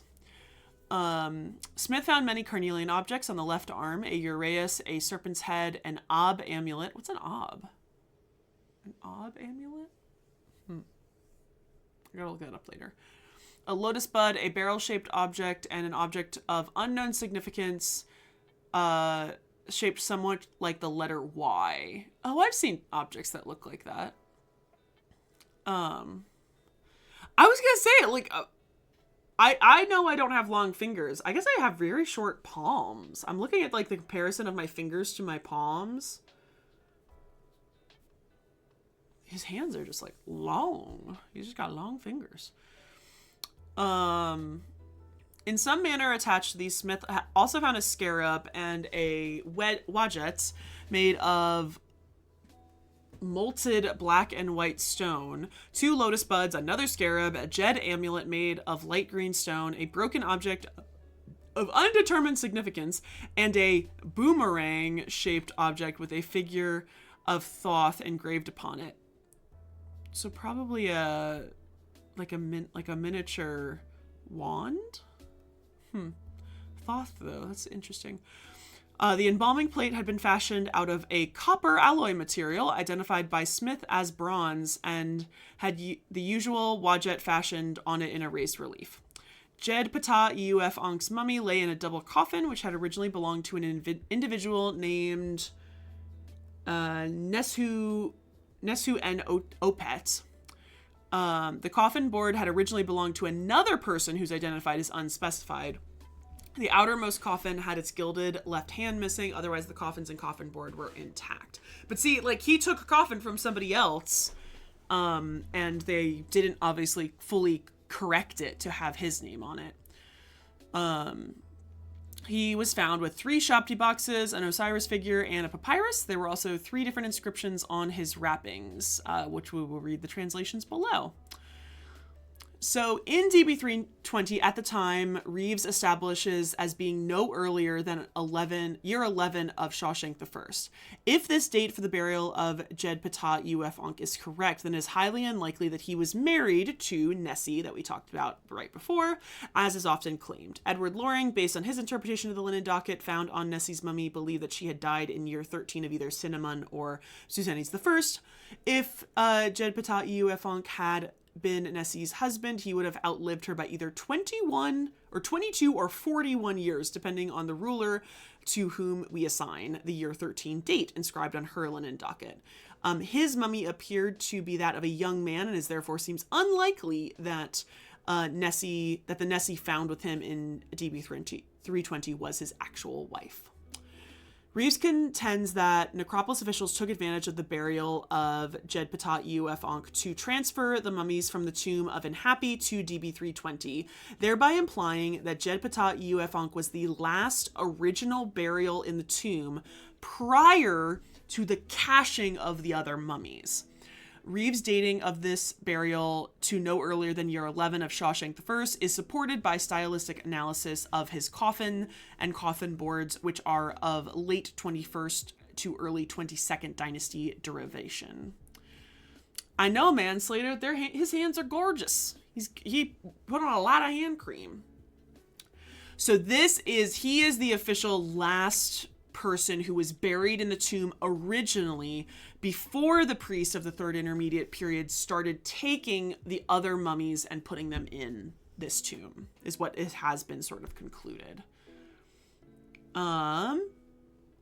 So these are the linen dockets, the linen texts. Year 5 of Shawshank I / input, noble linen, which the dual king, Lord of the Two Lands, Hedge Kepper Ray, son of Ray, Lord of Appearings, Shawshank, Mary Amun, made for his father Amun in year 5, noble linen. Year 10 of Shawshank I / input, noble linen, which the dual king, Lord of the Two Lands, Hedge Kepper Ray, son of Ray, Lord of Appearances, Shawshank, Mary Amun, made for his father Amun in year 10, noble linen, which the high priest of Amun Ray, great chief of the army, input, true of voice, king's son of the Lord of the Two Lands, Shawshank, Mary Amun, made for his father Amun in year 10. Does that mean it's not it was not made for him? Interesting. And then the last one just says, in French, I guess, identique sauf pour l'audate qui est sic, which is in French, which means identified. I have no idea. I don't remember enough of my French to know what that says. All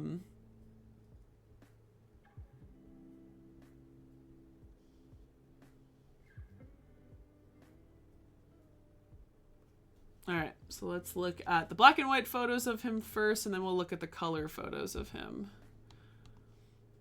The same except for the date, which is squiggle. Thank you, Slater. I had a feeling it meant same. I just couldn't figure out what the rest of it is. So what I'm trying to figure out is when we're going to look at this color photo, does he have a beard? Because I should have included this in my beards video. Oh, here you can see the plate. Oh, look at that. That's the embalming plate. And it has a giant image of the Eye of Horus. God, these knobby-kneed. Ooh, he's got an interesting... He might have a foot problem. Look at it. Look at the way his ankle turns. Interesting. He actually looks like he's got a slight curve in his spine.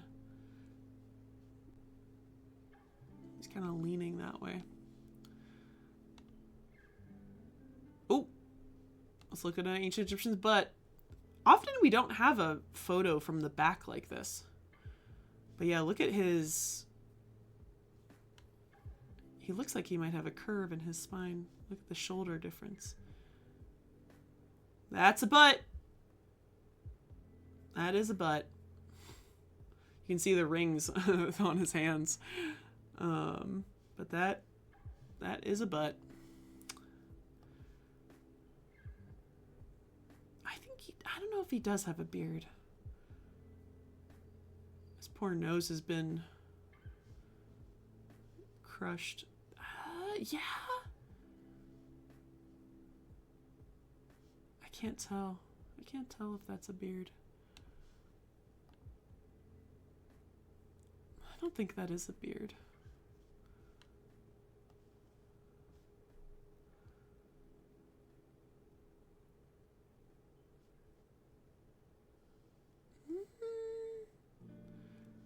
I think there are some hairs, which is interesting.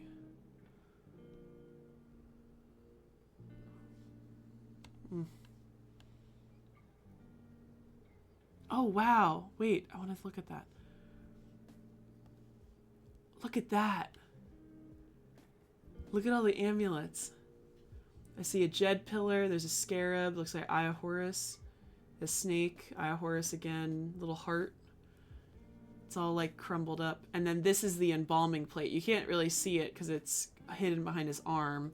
But you can see this is the eyebrow of the Eye of Horus. And the big curly Q at the bottom.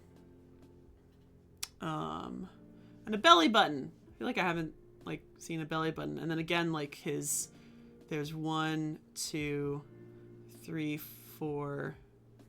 The rings on his hands.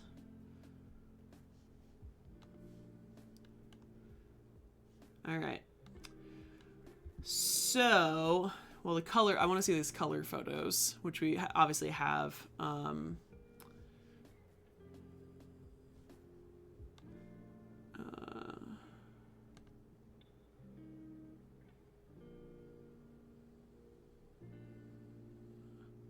I don't think this is a beard. I think this is something, some sort of resin or something. God, the fake eyes. I don't know if this is a beard.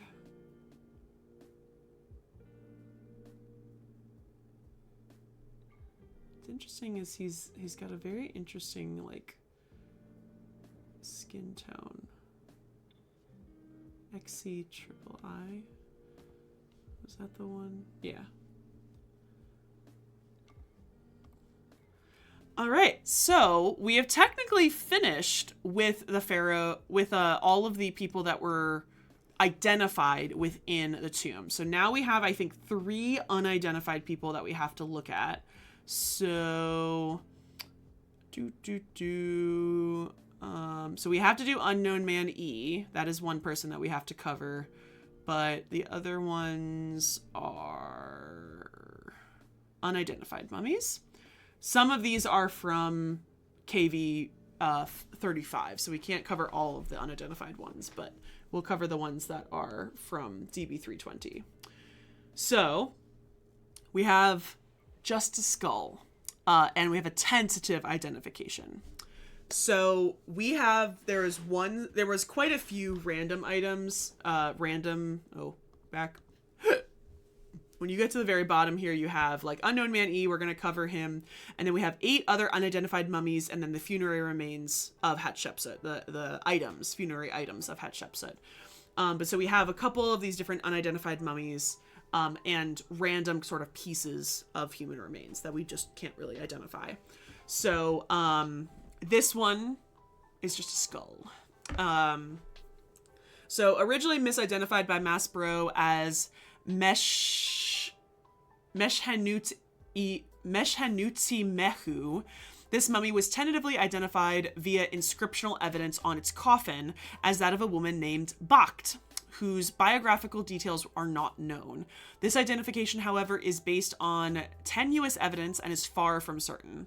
Since no corroborating identification dockets are reported as having been found on her wrappings, the reliance on coffin inscriptions alone for identification purposes inspires little confidence, especially in light of the restorer's frequent mistakes by placing mummies in the wrong coffin, which happens pretty often, and also the act of people reusing coffins and forgetting to change the label on them, because we see that different people are buried in different people's coffins, and they don't change the names on all sections of them. So this mummy had been garlanded with flowers and appears to have been superficially intact. However, thieves had cut the wrappings open, and the mummy itself was a little more than a skeleton. Upon examination, the bones were found to be those of a young woman around 21 years of age. Smith comments that she had been exceedingly slender in life, like the asshole Smith is. An odd assemblage of objects had also been wrapped up with her bones. These included a yellow varnished coffin fragment and a mirror handle. Smith states that providing the wrappings in which her body were found were original to her mummification, and so if the wrappings the bones were wrapped around were from her original mummification, he would date it to around the 18th dynasty.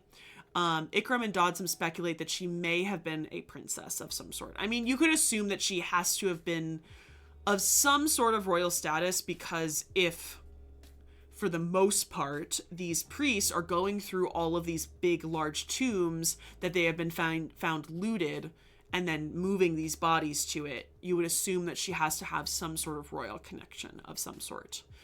So the mummy was found in an 18th dynasty replacement coffin. Reeve comments that the surface had probably been azed off, indicating that it had once been gilded. He notes the eye inlays have also been removed. The coffin had been reinscribed for Bach in black ink. But again, the only indication that this is Bach is by that one reinscription of the coffin. The original location for this mummy is unknown. She was probably removed from her own tomb and then placed in the Ka'i of Inhapi at a date that cannot be established. And then she probably remained there and was transferred to DB320 around sometime after the year 11 of Shawshank the First. She is on triple XI. Go to page XXXIX. There she is. So we only have a picture of her skull. But there is some hair. Short hair.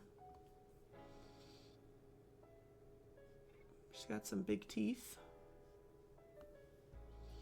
Oh, nope. Only her molars. But you can see the skin here is preserved and her eyes would have been closed.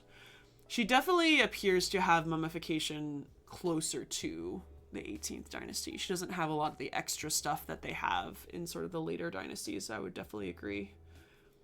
She's got a pretty long head.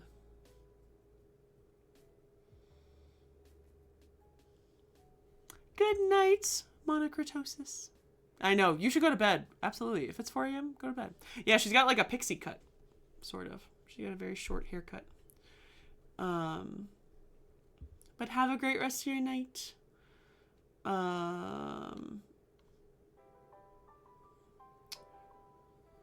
we will get to Unknown Man C, because they're all just labeled pretty much as this.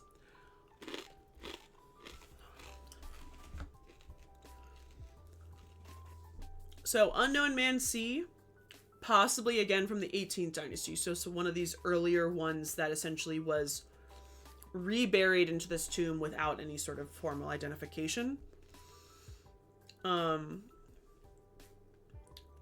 Unknown Man C holds the distinction of being the first mummy found by Brusch when he entered DB320. He was discovered in an 18th dynasty coffin, which Reeves describes as having its surface decorations adzed off, indicating that it had once been decorated with gold foil. The coffin, which Smith and Dawson erroneously dated to the 20th dynasty, has been inscribed for a Wab priest named Nebseni, and Maspero used this inscriptional evidence to identify the mummy, further claiming that this man had probably been an in-law of Penejum I. Smith, however, confidently dated this mummy to the 18th dynasty based on the mummification techniques employed by the embalmers, and considering the extended position of his arms, narrowed the time frame from its date of origin to a period predating Tutmos II, so early 18th dynasty. Since the coffin in which the mummy was found is of an 18th dynasty derivation, it would help to know if the particular inscription which attributes its ownership to Nebseni is part of its original decoration or its subsequent addition to identify the later reuser of this coffin. It is interesting that Maspero, who refers to Nebseni's titles as scribe and not even Wab priest, so Maspero gets it kind of completely wrong, would so confidently assert that Nebseni was of 21st dynasty date in view of the obvious 18th style coffin. This would seem to indicate that Nebseni inscription had been added later in the 21st dynasty, so the coffin could be re-employed by a new owner. However, if original to the coffin's decorative scheme, the inscription would then be consistent with the period during which Smith asserts that the coffin's occupier was embalmed. Ikram and Dodson provide a photograph of a section of the coffin, which, although shows signs of wear, does not appear to have been damaged by the adze. They confidently date the... Ah! Hello! Crown, King of the South and North, Son of Ray. It's a nap raid. Welcome on in. We're looking at mummies. Welcome on in. We're looking at mummies today.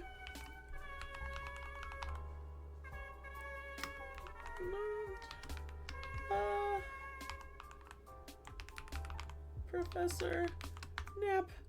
Your username is very long. I did the complete wrong thing. I always do this. Why do I always do this?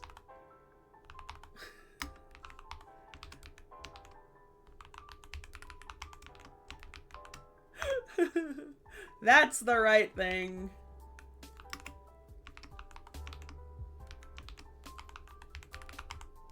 At least yours is easy to type, because I always struggle with paleontologizing how to spell his username. Ooh, you're reading Oh my god. Oh my god. You're reading an obituary? By his wife Sophia, son Arthur, and $4 Mrs. Richard Whitsfield of Hackerstown, New Jersey, Mrs. Albert Ackerman of Athens, Jersey, and Mrs. Amy and Edna at home. We found them. Oh, Oh my god. I just can't take your little picture. That's so funny. We found them. Oh, after how long have we been going? Over 3 hours. Oh my god. I love that. That's so that makes me so happy. I was really confident, like cocky confident, that I was going to be able to help. There's one of the museums that I work in, or sort of work in, is a tavern, and at one point there was a woman who owned it, like very shortly after the revolution, sort of, and we are doing an exhibit about her, and so somebody, like my coworker, came in and he was like, hey, like, do you have an Ancestry account? And I was like, I do, my mom pays for it, and I kind of use the password sometimes. And he's like, we're trying to find a date, like a date of birth for this lady. And I was like, okay, sure. And especially when I found out that she was originally from New York, I was like so confident that I was going to find her exact date of birth. Couldn't find it. It was a little, I think, too early for like exact dates of birth of New York and stuff. But I was so cocky confident. And then the other thing is that I forgot that I don't have a login to Fold 3. And the other thing I was super confident is that her husband has a pension, and that and she got a widow's pension because he died shortly after. And so I was like really, really confident that I was going to be able to find like a document in his Revolutionary War pension saying, my name is da da da, and this is my birthday. And I think there is definitely a possibility of it, but I forgot that I didn't have a Fold 3. I was cocky because I used to have all access to all of these things, but I don't have a Fold 3 account anymore, or a paid Fold 3 account. Okay, yeah, so we're talking about coffins, we're talking about mummies, we're talking about coffins, we're talking about people from the DB320 cache. It's called the Deir al-Bahri Royal Cache, and essentially it is like a cache tomb, which meant essentially that a group of people were originally buried there, and then at one point these priests went through the Valley of the Kings and the Valley of the Queens and the Valley of the Nobles and realized that all of these tombs were looted, and all of these pharaohs' bodies were just like hanging around in these open tombs. So then they picked up all of these mummies, they reburied them, they rewrapped them, they sometimes put them in the wrong coffins, and then they placed them into this one tomb. There's a different royal cache called KV35, but this is the one that we're going through. Ah! Another raid! Oh my god! Ah! Am I gonna remember how to do the shout out this time? Thank you guys! Welcome on in, even Neo! No. Is that the right one? Did I do it? I did. Okay. Welcome on in, everybody! Hello! In front of me, and so of course I charged. Hello! But What were you talking about in science and technology? I think it's just BS. So Always. I never got into it. And the upside down like thinking, that. dispelling the think myth that some that of the this also brain happened, produces like, consciousness and the all of implication for these everyday life. titles so far been Fascinating. since Oh the my pandemic. goodness. Before the pandemic, I was actually doing a lot of driving, and so I Oh. was listening to a lot more. DCI Banks, thank you so much for the follow. Welcome on in. All right, let me go to just chatting. Welcome on in, everybody. We just got double rated. We got double rated by Not a Professor Nap and by Even. Welcome on in. My name is MelissainDeNile. I am in denial in more ways than one. I am an Egyptologist archaeologist, and I stream Egyptology archaeology games and do discussions here on Twitch, and I post a lot of different videos on a lot of different platforms. I have way too many socials. We were talking about this earlier. I'm like on every single platform. Thank you, Tante. Oh gosh. Tanti Rockon. Thank you so much for the follow. Welcome on in.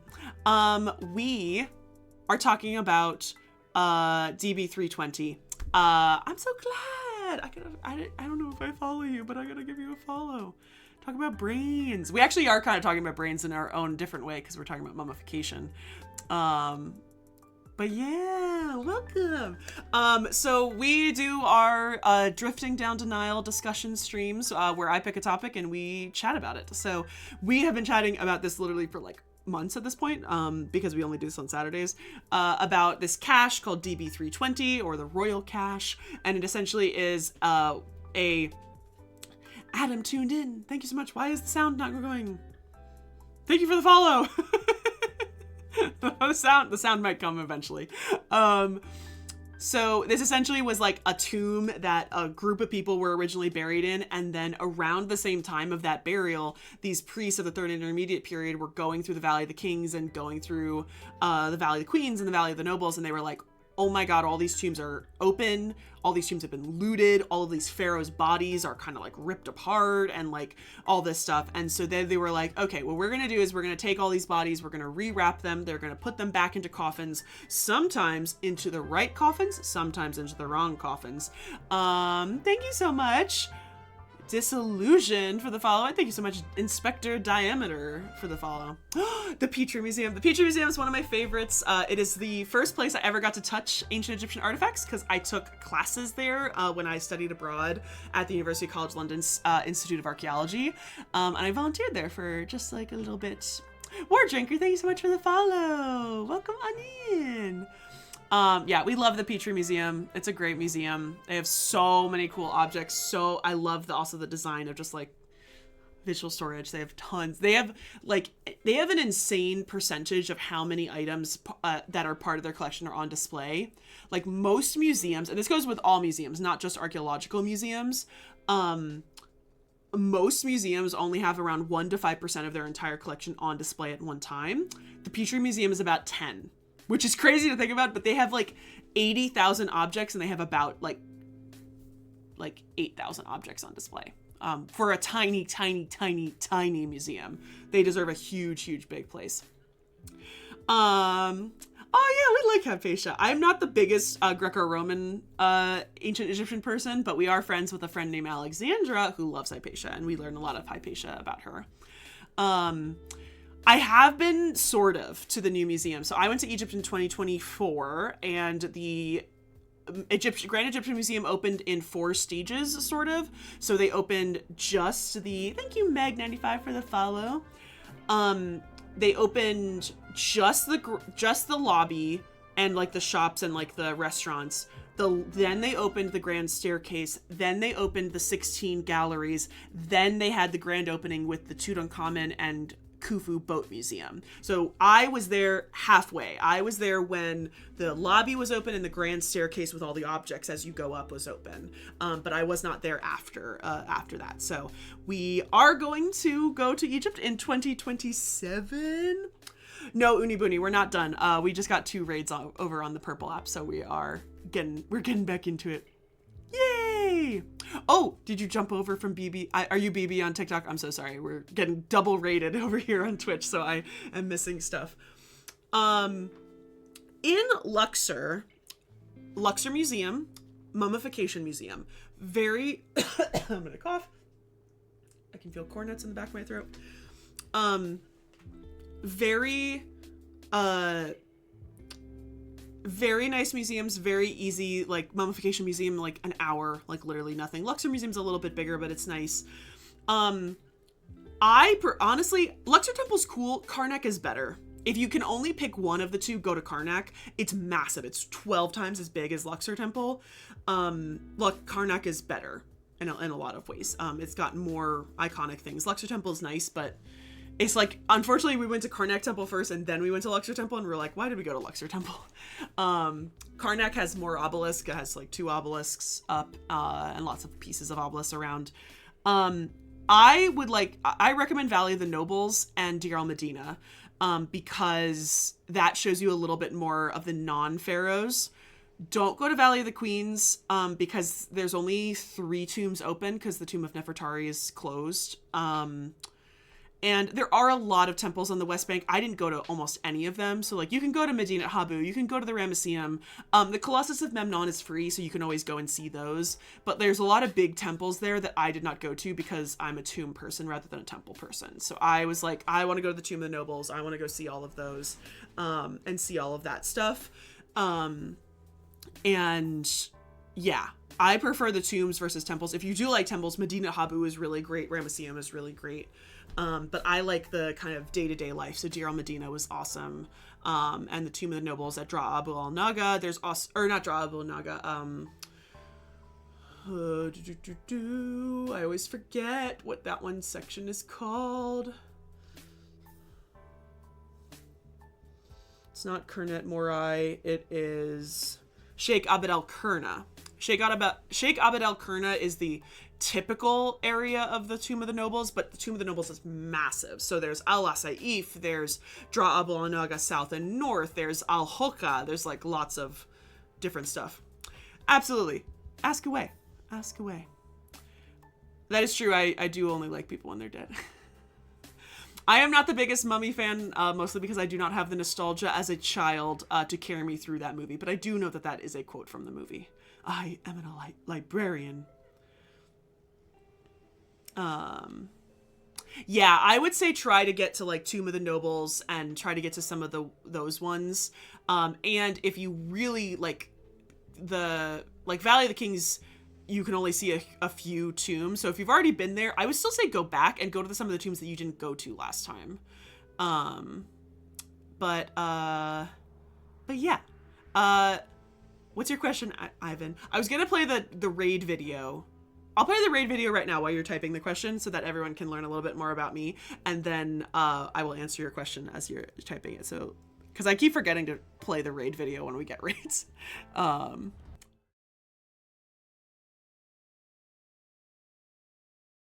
didn't. Where I am in denial in more ways than one. If you don't know me, hi, I'm Melissa. I am an Egyptologist, archaeologist, museum educator, and educational content creator, including here on Twitch. After graduating with my master's in Egyptian art and archaeology during a pandemic, I was really struggling to find my place in the world. I really love teaching, but I didn't really want to go the PhD route and only teach in universities and be expected to do research and publish it. I really wanted to be able to teach anyone and everyone about the ancient world, especially ancient Egypt. But I also wanted to do it in a fun and easy way because I believe that people can learn anywhere, even here on social media. So I founded MelissainDeNile in September of 2020. At first, it was just a blog and Instagram post where I was posting about 3 times a week. But by November, I was also streaming here on Twitch, starting with my all-time favorite game, Assassin's Creed Origins. Now, I am posting multiple times a week on TikTok, streaming 3 times a week here on Twitch, hosting guest lectures about all types of history and archaeology, and creating courses about ancient Egypt over on my Patreon. If you like this, and this, then you are a mummy, and Melissa's mummies belong in a museum. Or at least you can stay here on Twitch. Please consider giving me a follow so that I can continue my passion of teaching the modern world about the ancient one. All right, back to your regularly scheduled stream. I have been to that museum. I have been to that museum. I was the only person in that museum.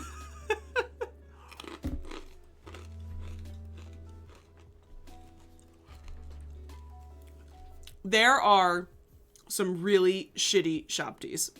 It depends on the time period. The earliest shop teas literally look like shit. They are pieces of wood with no face, with nothing. Like they have literally nothing. The stick shop teas, exactly, Star. Yeah, the stick shop teas look like shit in comparison to, so after we finish talking about we have 2 more mummies that we have to talk about in the dynasties, but, there's this website that we, like, let's zoom out of these just a little bit. No, zoom out. So, like, is that the thing? Okay, no. So, like, these are, like, middle ground shop teas. Like, these are decent. They're nice. They're made out of faience. They have the writing on it. You can actually tell the difference between an overseer shop tea, which these ones are because they only have one hand over and they have a flail, like, or like a whip in their hand, to normal shop teas, which typically have the two hoes on either side, or scythes. I can't remember if they're scythes or hoes. But there are plenty. Let's find a picture of a stick shop tea.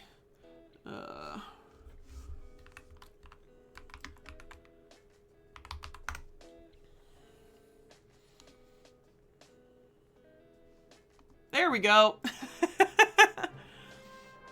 Webfan Express, thank you so much for the follow.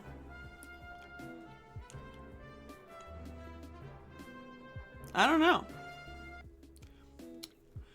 So a shop tea is not really meant to fool any gods. A shop tea is made to be a servant for the deceased person in the afterlife. So as long as it has this spell on it that is sort of meant to make this shop tea alive, they don't really need anything, like they don't really need to do anything else.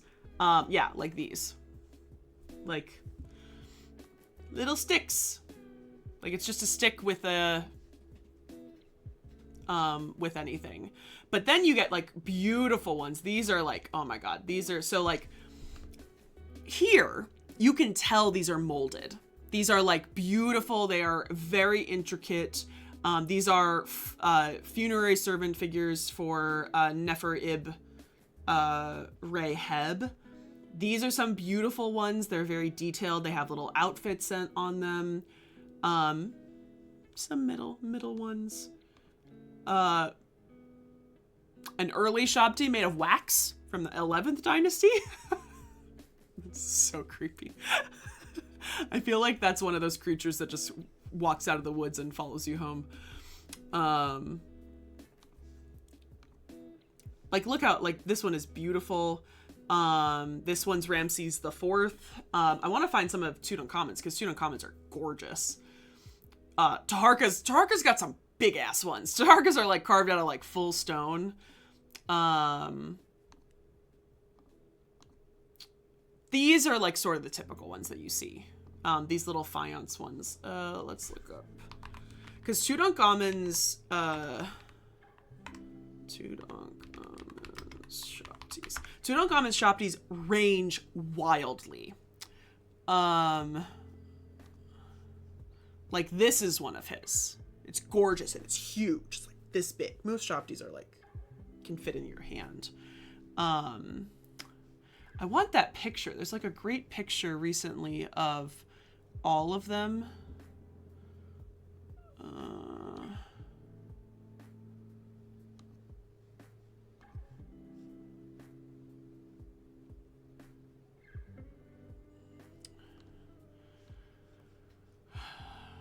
wanted to, or no, these are not it. In the gem. Give me 2 seconds. It's on our Discord somewhere. I'm gonna find where it is. In Show Me Egypt, and I scroll all the way back when I was posting shit tons of photos of things in the gem. There was a really great photo of all of his shop teas.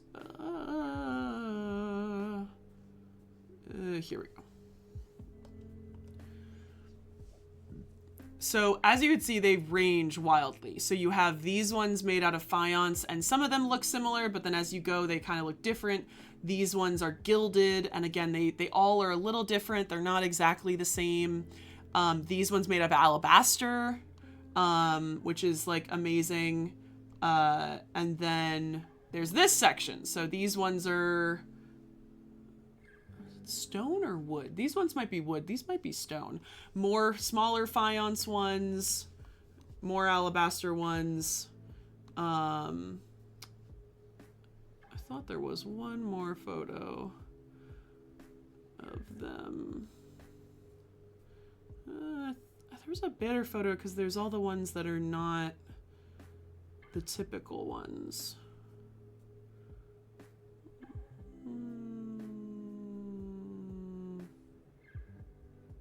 I can't find it. But yeah, they range extremely wildly. And a lot of the Tutankhamun ones, the possibility is that actually different people were making them for him and giving them to him sort of as like a tribute for his funeral. Like a few would be made by like this community and a few would be made by this community, and they're all donating it. And stuff. Like Tutankhamun has a crazy range. A lot of times, like you'll find them, they're all the same, and you can tell they're all made by the same people. But Tutankhamun's, they all are in these kind of groups of different materials and decoration and stuff. They're not cement. We have the quarries that where they are carved from. The later pyramids were made with centers of rubble, but not Pyramid of Giza and not the exterior portions. But later pyramids were absolutely used as with a rubble core of the entire pyramid, not of each individual stone. Yeah, workers get 2 hoes. All right, we're gonna get an ad in a second, but yeah, there's just not, unfortunately, like I don't know. Recently people have asked me about that same thing, and I have not heard where that comes from. And unfortunately, pyramids are not really my interest, and everything that anybody asks me about pyramids, I have to be cautious that it's not some crazy conspiracy theory, because that to me sounds like conspiracy theory, because we have no evidence they ever had cement. Like, cement is not a thing that they ever had. Like, Romans had cement, Romans made cement, but this is way before the Romans even existed. So like, we just don't have cement. So it's like, why would they be made by conglomerate cement when, like, you can touch one of the stones? They're not made out of cement. So yeah, I don't know where that theory comes from. I'm kind of scared to look into it because I feel like it's some crazy pseudo-archaeological BS. Pyramidiot stuff. Yeah, Romans did make better concrete than we did. They didn't make any better than Egypt. Thank you, Ivan, for the 400 biddies. Aw, thank you. So kind. Feel free to raid and rest if you do not have to stay.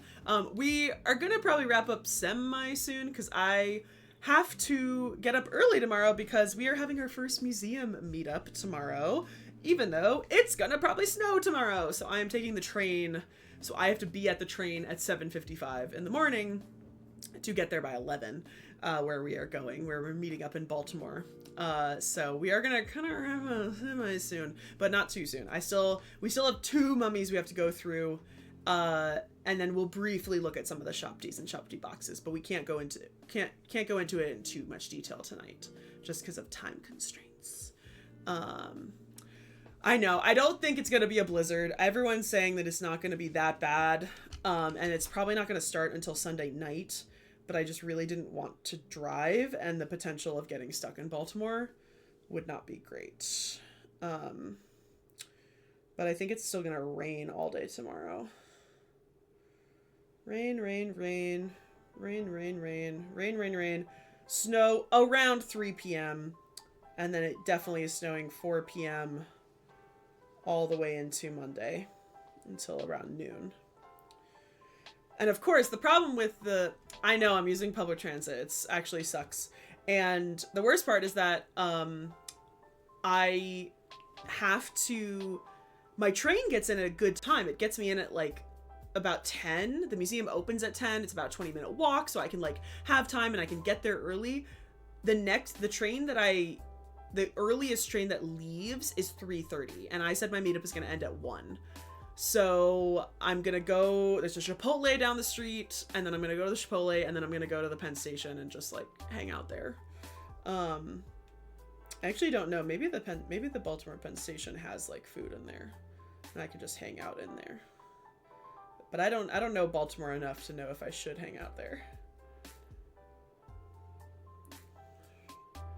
It's got a Dunkin'. Seems like it only has a Dunkin'. So I think I will be happy going to either Potbelly's or Chipotle tomorrow for lunch.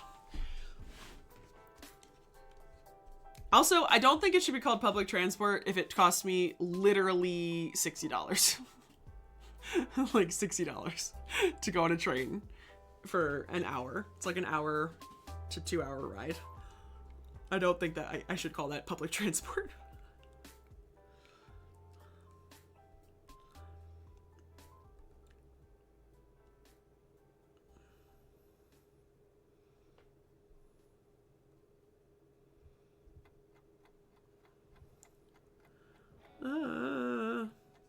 Okay. Almost done. Oh, I gotta find. Let me find this guy's XXV. Go to XXV. Oh, not found. What am I on now? XXV. So I gotta go back.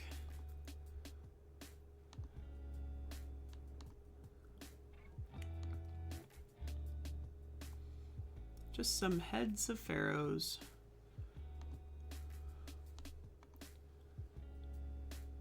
Who's that? That must be the 4th. It must be KV55. Oh no, yeah, we looked at this. XXV. Oh yeah, this is him. This is Unknown Man C.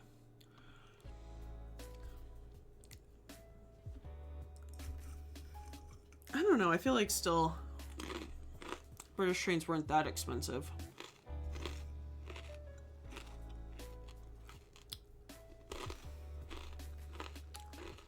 Granted, that is a pretty good price for me buying it literally the day before.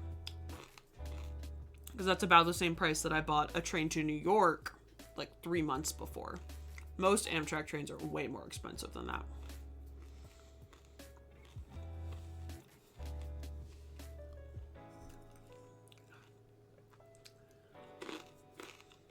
Okay. So we were talking about Unknown Man C. And how his coffin was reinscribed as Nebseni, but possibly not reinscribed, but the mummification style and the coffin style date to the 18th dynasty, so he's probably not 21st dynasty. So back and forth, we're trying to date this mummy, and it's not very conclusive, unfortunately. So I can't remember where I was.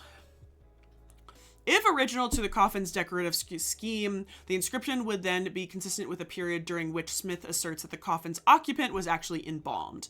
Ikram and Dodson provide a photograph of a section of the coffin, which, although showing signs of wear, does not appear to have been damaged by the adze, which is something that the ancient Egyptians would use to essentially steal and carve off gilding, thin gold foil that they could reuse or sell.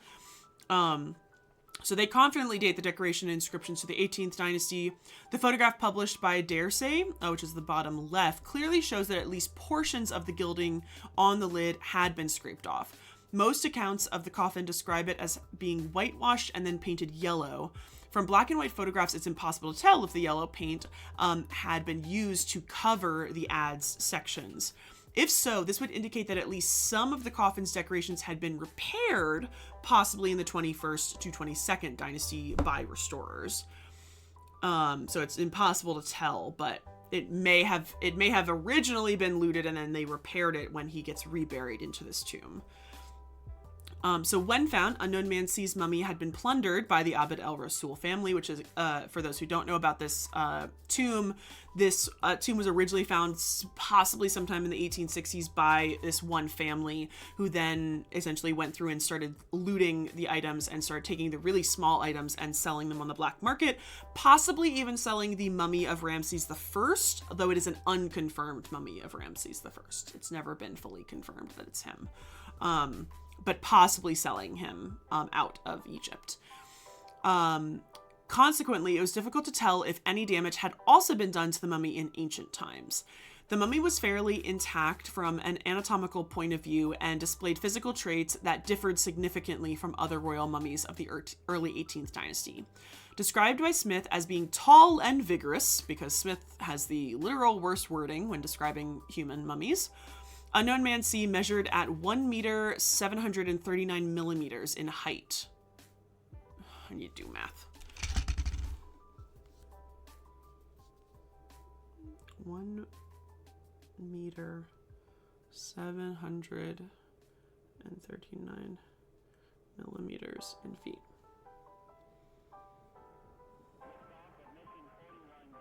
5'7". It's 5'7". That's not as tall as I thought it was going to be. Prompting Smith to comment that he would have been a giant among the other, usually smaller Egyptians at the time. Okay.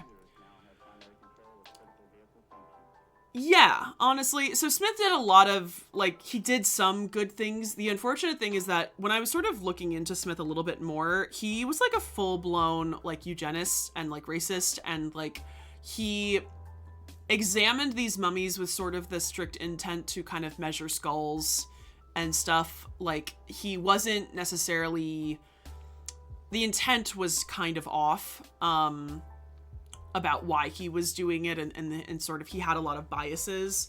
He's definitely not the worst. I just think, like, the way he describes shit is just kind of silly and kind of gross sometimes, and unscientific. He doesn't have a lot of a science background. He's got a very weird, interesting background. I think he was in the military. I gotta remember. He's got a lot of weird stuff. I talked about him in one of my podcasts, maybe about Younger Lady. I might have, it was probably the Younger Lady podcast, because she is part of these royal cash tombs that he investigated. But yeah, he's just like, I don't know. He did this all for the kind of the wrong reasons. His facial features, characterized by Smith as, quote, strong with pronounced features, do not resemble those of any other royal mummy. In fact, because of the main physical differences observed between Unknown Man C and other cached mummies, Smith commented that he did not appear indigenous, there you go, and more closely resembled the alien so-called Armenoid group. So again, like, he literally, and granted, the thing about it is like, they're just staring at their faces and they're just like, he doesn't look like that guy. That's not scientific. Families don't look that similar to be able to, like, look at somebody and say, like, you guys look related. Like, that's not scientific. So, yeah. It's also so early when they're unwrapping these and doing research. So, Smith observed that there were small perforations in Unknown Man C's earlobes, probably indicating that his ears had been intentionally pierced. His teeth were well worn, and Smith estimated that he had been well advanced in years when he died. No trace of genitals can be observed. Remember our genital problem that the gentlemen were having? Causing Smith to wonder if the man could have been a eunuch. However, Smith balances this view against the fact the genitals of Tutmosis I, the second, and the third, none of whom were eunuchs, had all been treated by the embalmers in a similar fashion. I think they're tucking. I think that's the conclusion. So his original burial is unknown. No date can be confidently established for the time in which Unknown Man C was removed from his original tomb. He theorized that he was probably cached in the Kayi of Enhapi, probably because of the location at which he was found in DB320. Remember, this guy was the first mummy from the entrance of the tomb, which is why the Abd al-Rasuls really looted his body. Because he was the first one there. So he was the last mummy, you would say, if they're going in order that they're placing the mummies from the back to the front. He would then be the last mummy that would be placed in the tomb before it was resealed. And then, so probably sometime after the year 11 of Shawshank the First. We have his photos right here. He does have a pretty prominent jaw. I think he looks a lot like some of the Tutmosises, but I guess he does not.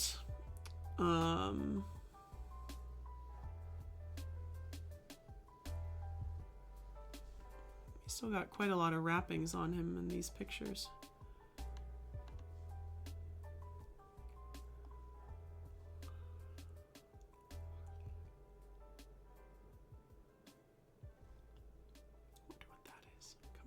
Eye.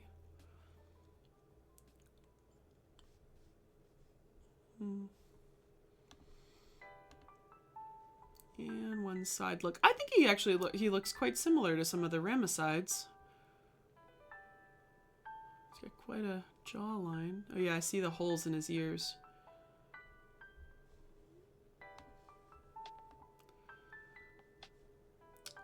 All right, so our last mummy that we're going to talk about is a doozy. I know, he's got some great hair. The last one we're going to talk about as a doozy is going to be Unknown Man E. And I feel like this is a great teaser into what my first lecture of season 4 of Beyond Denial lecture series is going to be about, because we're also going to talk about him during my lecture next month. So, Unknown Man E, again, found in DB320, unclear when he is discovered. This mummy has a lot of unique attributes, and there is a lot of speculation about who he might be. And you will see an image of him on a Wikipedia page that for a named person, it's not confirmed, but it's suspected. So let's talk about him. How much stuff they have? Yeah, they have quite a lot about him. So this will take us a bit. So, and you can see he gets his own page on this website that we've been using. So, few Egyptian mummies have affected the imagination of otherwise level-headed researchers as much as the mummy of Unknown Man E. The first accounts of the unwrapping of this mummy bristled with adjectives like repulsive, noxious, and hideous, all of which indicate the strong subjective responses Unknown Man E initially produced. Dr. Fouquet and the chemist M. Mathy, who jointly unwrapped the mummy on June 6, 1886, along with Gaston Maspero, who supervised the proceedings, all published reports on their findings. Mathy's report appeared first in the Bulletin de l'Institut Égyptien in 1886, soon after the mummy was unwrapped. This was reprinted along with the accounts of Maspero and Dr. Fouquet in Les Momies Royales du Diar al-Bahri, 1889. The most recent analysis by Dylan Bickerstaff, which appears in Kemet, spring of 1999, presents a concise review of all of these early accounts and adopts the more rational tone. I'm going to show you guys the pictures of him before I actually tell you about him. Let me double check that I know what XCIV. XCIV. Here we go. So let's look at this mummy before we read about this. So, you can see in comparison, one of the big things is that his mouth is pretty much wide open, which is very unlike a lot of the mummies that we've looked at already. A lot of them have their mouths pretty tightly closed or maybe just a little bit open. I would not doubt that you guys have seen this guy before, because this guy has been talked about before a lot. And he's quite thin. He's got some very interesting and again, he has the hands sort of in front of the genitals, which is a little bit different than some of the other pharaohs' mummies have hands like this. And then we're mainly going to talk about some of the mummification techniques, because obviously he is well mummified. You can see that he has been mummified fairly well. He is not really crumbling apart, but a lot of the comments that you will see is because of his mouth being full open. which has caused a lot of speculation. That is all pretty much completely untrue, and just people judging him for his looks. Yeah, so that is him. So, the mummy of Unknown Man E exhibits some very unusual features. It had been enshrouded in some fashion by a sheepskin, which still retained the white wool. The fact that wool remained on the sheepskin is an important detail which will be discussed below. The presence of this sheepskin has generated much speculation, primarily because Herodotus had written that woolen garments were considered ritually unclean by the Egyptians. Bickerstaff points out that there is no dynastic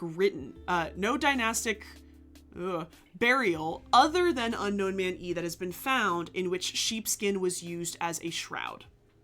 And also notes that one ancient Egyptian source, the Tale of Sinue, does imply that the burial of a sheepskin was undesirable. Beneath this unusual sheepskin was a layer of linen wrappings, described by Maspero as a thick network of bandages, which he dated to the 18th dynasty, perhaps basing his opinion on the way that they had been bound around the mummy. Under these, the examiners found a layer of natron, which had been applied to a second final layer of bandages. The natron had absorbed fat from the body and emitted a strong putrid odor. So, like, this is, like, so far, what is going on? Like, the amount of things that have been added to this mummy is so weird that they have natron in the wrappings. That's, like, not done by ancient Egyptians. They would soak the body in, they would cover the body in natron, you would dry out, and they would push all the natron off of you. Why does he still have natron on his body? Fouquet records that the bandages covered in natron had been, quote, impregnated with an adhesive substance and could only be removed with a saw, a method that unfortunately would have destroyed any inscriptions which may have appeared on the bandages. He also noted the superior quality of the linen used for the wrappings, which indicates that Unknown Man E probably had some sort of high social status, or at least had some sort of access to this high quality linen. Fouquet discovered that the bandages that had been held in place around the upper arms, wrists, and lower legs were knotted lengths of linen tied so tightly that that left a definitive imprint on the skin of the upper arms. I wonder if you can see it in this photo. Maybe not. Maybe in this photo. Not too much, but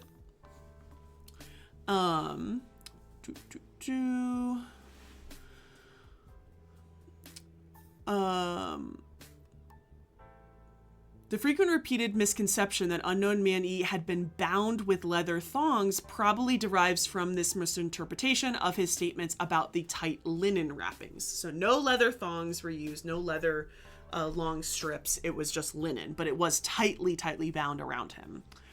Under the tightly bound second layer of bandages, the examiners discovered another coating of a substance which Fouquet said consisted of natron, crushed resin, and lime. This material had been applied directly to the skin and covered the whole body. And Maspero commented that it had been done, quote, with a skill that betrayed long experience with this kind of work. Matthew described this chemical substance as encasing the body and measured its thickness between 0.10 and 0.15 centimeters. He also said this substance was extremely caustic, which is to be expected if calcium oxide was present in this mixture. Yes, I know thongs don't mean underwear, and they don't mean flip-flops if you're from Australia.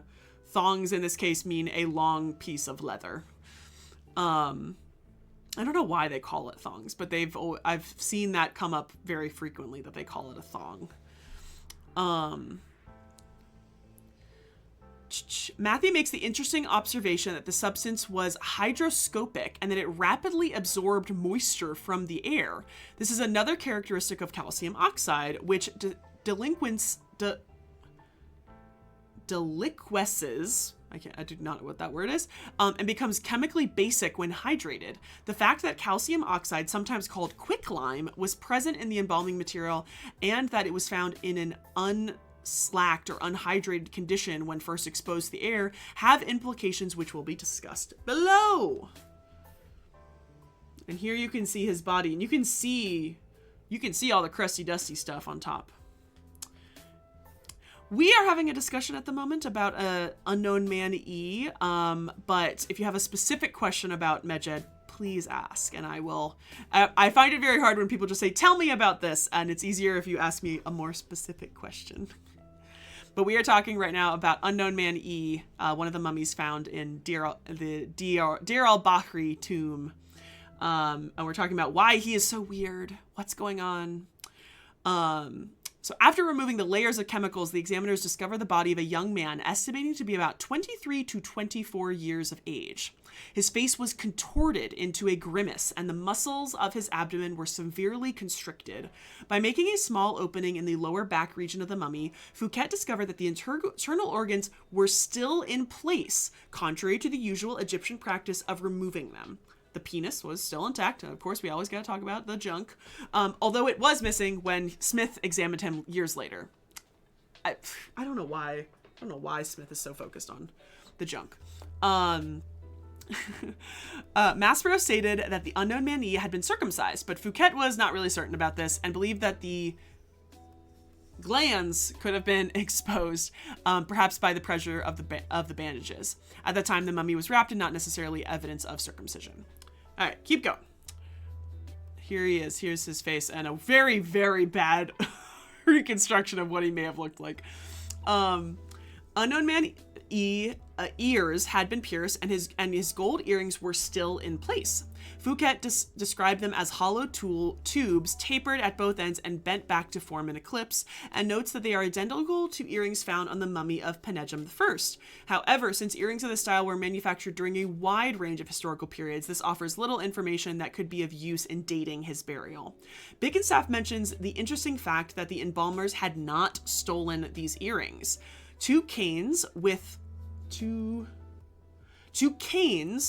heads made out of braided reeds were also found in his coffin. The significance of the canes is unknown, but Bickenstaff relates that in a lecture given by Geoffrey Martin, his attention was called to the fact that Maya, Tutankhamun's treasurer, had been depicted in his tomb holding two canes. The current location of the earrings and canes found with Unknown Man E is not known. Great. Probably lost in the museum or stolen. Not great. They may have been misplaced somewhere in the Cairo Museum or perhaps stolen and sold on the antiquities market. Amazing. All right, let's keep going. So this is his coffin that he was found in. The Osieriform coffin in which Unknown Man E had been buried was, and also seen recent colored photo below, was painted white and was completely undecorated. It lacked the features or inscriptions that would aid in the process of determining its date or the identity of the mummy in which it contained. According to Aidan Dodson, who discussed the coffin with Bickenstaff, its crossed arms, which you can see there in the center, became a common feature in the 19th dynasty onward, but its simple headdress indicate a mid-18th dynasty date. It has been made out of expensive cedar wood. And Bickenstaff comments that on the unusual fact that it had not been appropriated for use in another burial, as so many other poorer coffins have been found in DB320. So why did nobody want to reuse this coffin? He also points out that neither the coffin or the mummy had been rifled by thieves, perhaps because of the undecorated appearance of the coffin, convinced that it didn't actually contain anything of great worth. All right, now who is Unknown Man E? This is where we get into the craziness, and you can see the thick paragraphs. So several theories have been advanced to explain the unusual features of this burial.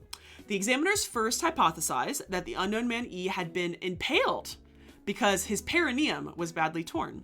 This idea was abandoned, however, when Fouquet determined that the large intestine was undamaged and that the anal injury must have been post-mortem. Thank you so much. Oh my god, why can't I say this? Hydrocannabinoid? Thank you so much for the follow. Welcome on in.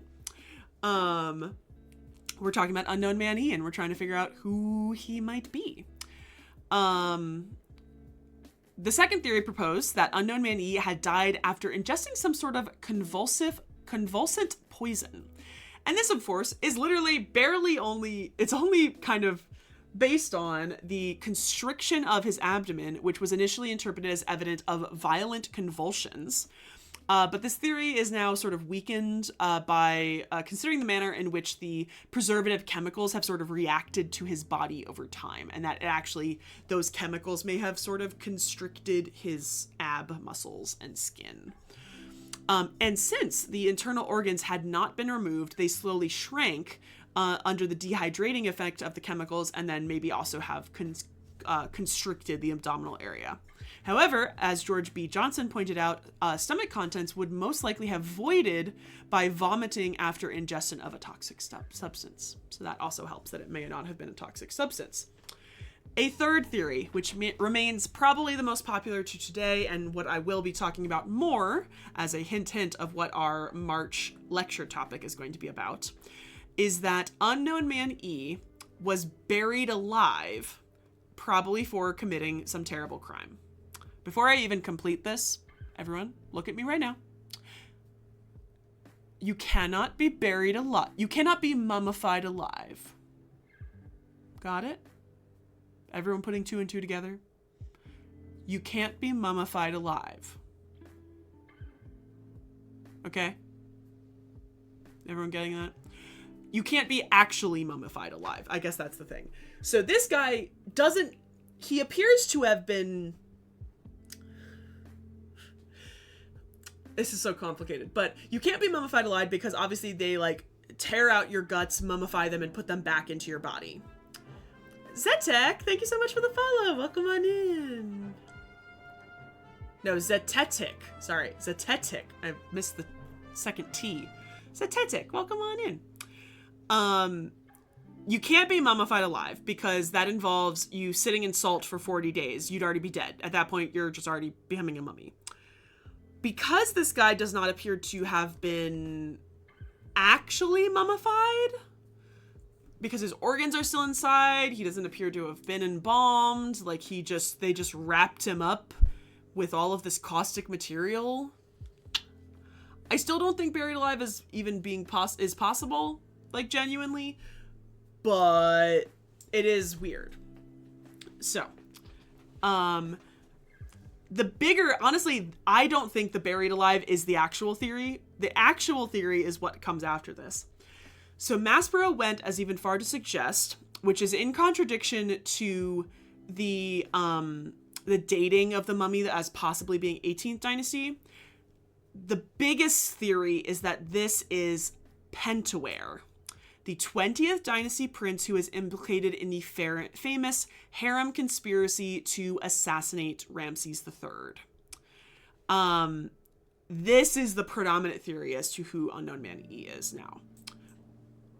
I don't think there's a lot of very direct evidence that it actually is him, but there is a lot of evidence that he may have been mummified like this because he did something bad. So we'll go through some of these options. So all the peculiar features of the burial seemed explicit. Oh my God, I cannot read this. Given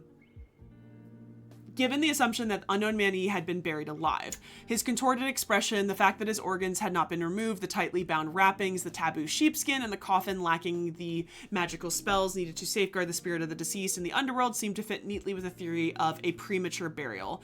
Or could even interpret the 2 canes from the Unknown Man E as a bastinados, used to whip the soles of his feet during the interrogation prior to his premature burial, which we actually talked about in our Crime and Punishment. I forgot about that. We talked about it in our Crime and Punishment lecture from last year, that there were these, like, you would whip the soles of the feet of bad people. Now, all of these theories make the following assumptions. 1, Unknown Man E had been quote unquote embalmed by Egyptians. 2, that his facial expression indicated that he died in great pain. 3, that the divergence from common Egyptian funerary practices found in his burial were forms of ritual degradation and punishment. These assumptions arose in the minds of observers whose evaluation of this burial were demonstrably discolored by the subjective reactions to the admittedly unpleasant odor and physical appearance of the mummy. I love this. This is so great. We're tearing down biases. Had Maspero, Fouquet, and Matthew not been so influenced by Unknown Man E's frightful grimace, they probably would have included that the unusual features of his burial had a more plausible explanation than the premature burial theory provided. These features seem to indicate that Unknown Man E's mummy had been prepared by non-Egyptian embalmers who were only partially familiar with Egyptian methods of preserving the dead, and exhibit the kind of, quote, mixed characteristics that one would expect in a burial that had occurred outside of Egypt in a territory of the empire influenced by some extent by Egyptian customs. The use of natron as a preservative, the wrapping of the body in expensive linen, the anthropoid coffin are all classic Egyptian elements. But the sheepskin shroud and the use of calcium oxide as a preservative are foreign features which can be traced to funerary practices in non-Egyptian parts of the Mediterranean. I love this theory. This is so good. The use of calcium oxide seems to point to ancient Greek influence. In Greek, the word sarcophagus meant flesh eater and was used to designate the large stone receptacles filled with quicklime in which corpses were placed. Possibly, or was a military person in another location. There is one very interesting possibility that I think he'll bring up in just a second. But yeah, could have maybe died in exile but the thing is, he got returned to Egypt. So if he died in exile, they probably wouldn't have sent his body back. So this is like the potential that he is an important person that had to be sent back to Egypt, but died outside of Egypt. That's sort of the thing that you got to think about. Why would they send back somebody who's in exile to be buried and found in Thebes?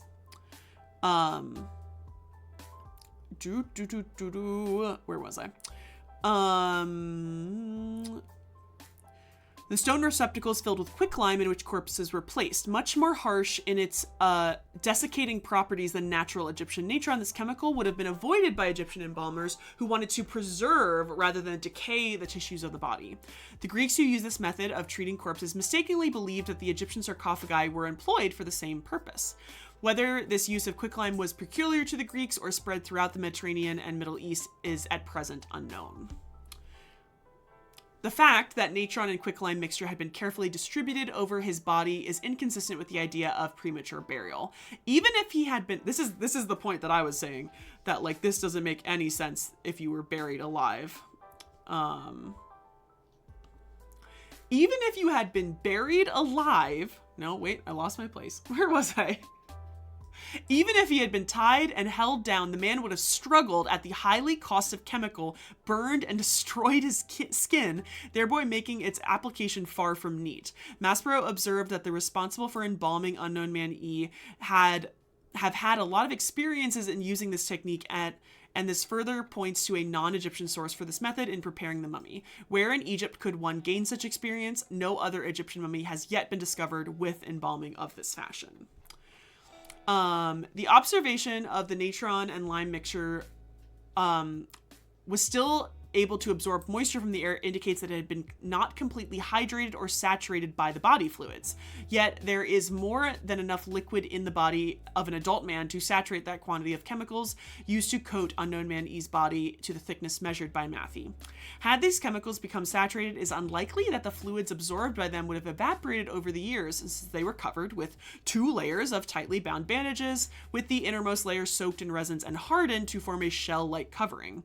Over these were placed the sheepskin and finally a coffin lid, all of which could have prevented the evaporation of any moisture absorbed by any hygroscopic chemicals.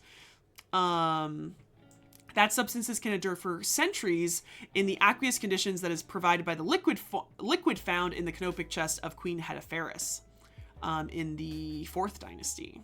Hello, Dreaming of Infinity. Welcome on in. We're talking about a mummy called Unknown Man E and who he would possibly be and all of the weird mummification he has. The fact that some calcium oxide was still present on Unknown Man E in an unhydrated state suggests that it was applied after his body had already been partially desiccated by some other means, perhaps by laying it on the hot sand in the sunlight. This, of course, entails that he was dead when the embalmers wrapped him. Because again, you can't mummify somebody alive. It doesn't work. The fact that wool remains on the sheepskin, which enshrouded Unknown Man E, is also significant, and it proves that the hide had been cured. Wood, fur, and hair all sloughed off uncured hides. It was not simply skinned and wrapped around the body in an untreated condition so that it would slowly shrink and suffocate the person, unfortunate enough to be encased with it. Such a method of torture and execution was used by certain American Indian tribes, and it is sometimes stated correctly that this was how Unknown Man E met his end. Well, that's silly. That's so interesting. I did not know the Native American tribes did that. Since such sheepskin, I can't say those words, was deemed ritually unclean by the Egyptians, one must wonder where in Egypt such commodity, which would take time, skill, and expertise to prepare, could be found. A more likely explanation for the sheepskin is that it had been prepared outside of Egypt in a country where such hides were valued and used in burials. In his article, Bickenstaff points out that the Hyksos were buried with sheep, and that the tale of Sinewy describes Asiatics as being buried wrapped in sheepskin. This again indicates that Unknown Man E was probably embalmed in a foreign country where sheepskins were cured and employed in a funerary context. If Unknown Man E had lain in the open for some period of time, rigor mortis would have set in and would have preserved the posture of which he died. The embalmers would have experienced difficulty in placing him in the traditional pose used for burials, and this might explain the tightness in which the bandages had been wrapped around his body. They needed to tightly wrap Unknown Man E in order to keep him straightened out, as well as why his mouth is wide open. A lot of rigor mortis sets in the mouth and the jaw, and you actually, a lot of historical, they would actually wrap your face so that your jaw would stick tight after you died. Based on all these observations, it's possible to recreate a scenario capable of explaining his burial without recourse to the premature burial hypothesis. We know from expensive linen wrappings, the gold earrings, the cedar wood coffin, and perhaps the 2 canes, which might be a sign of office, that Unknown Man E possessed some sort of high social rank. He would have been an Egyptian governor or maybe dignitary of some sort, living in one of the Palestinian outposts of the Egyptian Empire during the New Kingdom. Smith confirmed the first opinion in dating the mummy to the 18th dynasty, no later than the reign of Thutmose II. He may have died while hunting in the desert and was not found immediately. By that time, the body had stiffened into a pose and facial expressions inappropriate for burial, and had also become semi-desiccated. The provincial embalmers did their best to preserve him in the proper Egyptian manner, but fell back upon local embalming procedures and funerary customs. He was treated by these foreign embalmers with natron and quicklime, wrapped tightly to straighten his limbs into an acceptable position, and given a sheepskin shroud, which may have been a mark of honor among their race. Like most adult Egyptians, he began prepping for his funeral and already had an undecorated coffin made of locally obtained cedar wood. The local embalmers placed him in the coffin, and since they probably did not know how to inscribe or decorate it in the traditional Egyptian manner, simply left it blank and shipped it along with its occupant back to Egypt. After arriving in Egypt, the horrified Egyptian necropolis officials would have discovered the offensive sheepskin. Not wishing to touch it, they decided to leave the coffin undecorated and bury Unknown Man E as quick as possible in his own tomb. Since he was found in the DB320 cache, we can be reasonably sure that his tomb was in the Valley of the Kings, or close enough to the valley to have been inspected by the necropolis officials in charge of everything with the caching of the royal mummies. He probably was held in high esteem by the ruling monarch, maybe Thutmose II, who had granted him privileges of the tomb in the royal necropolis, similar to Myher Pri, who we've talked about before, who has the dog collars. He was discovered by the 20th, 21st dynasty restorers, who, considering only his rank and ignoring the sheepskin, reburied him in DB320 with the other royal mummies. That Maspero and his assistants did not come up with a scenario like just the one that just presented, is probably due to their over-dramatization of his facial expressions. Smith remained entirely unmoved by it, however, and wrote in 1912 that any number of factors could have resulted in this type of expression at the time of death. He pointed out that other mummies were certainly not buried alive, other mummies who were certainly not buried alive have similar gaping mouth expressions, and cited the mummy of Enhapi as an example. You can also add Merit Amun, who looks like they're howling, that mummy. So yeah. Is that Bob Breyer? That is Bob Breyer. So Weedem S, thank you for the follow. Why is the sound not working? This happened twice now. Thank you so much for the follow. Welcome on in. So, this mummy more than likely is not Pentawere, who is essentially the son of Ramses III, who is named in the judicial papyrus of Turin, which involves the harem conspiracy in which Ramses III is murdered, assassinated, and Pentawere was supposed to go onto the throne. Pentawere is not his real name. Pentawere is a fake name that was given in the papyrus, along with a lot of the other conspirators have completely fake names. And we'll talk about this in our March lecture, all about the harem conspiracy. But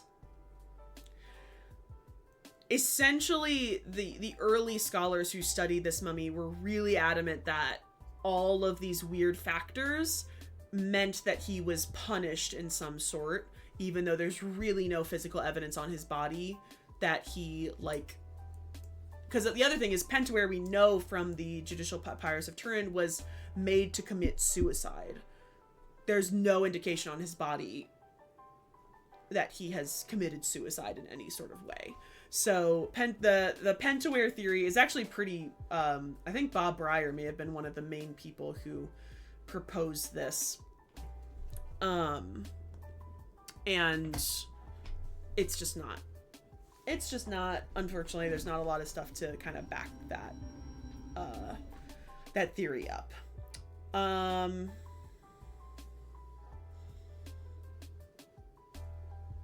That's what we just read. That is pretty much what this author has concluded. And it also seems, Bickenstaff, what was his name?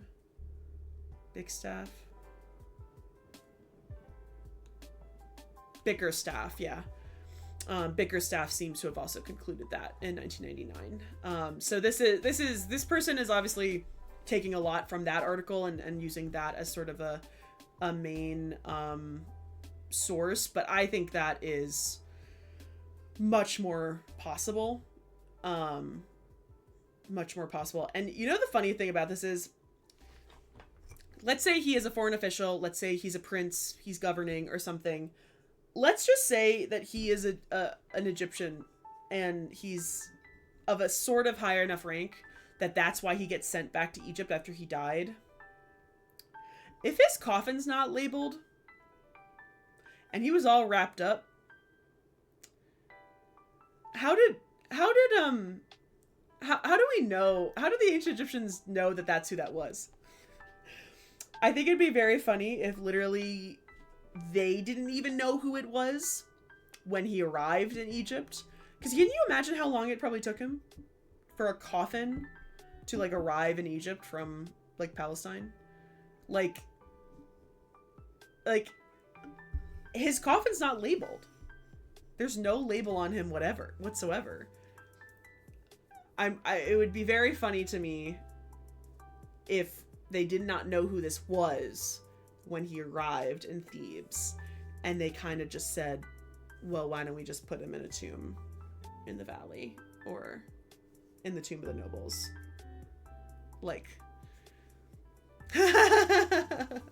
Luckily, I think we know that much, that he is not a secret cat mummy. True. Yes, let's say maybe he did have a family out there, but to be honest, we don't know. They said he was only 23 to 24.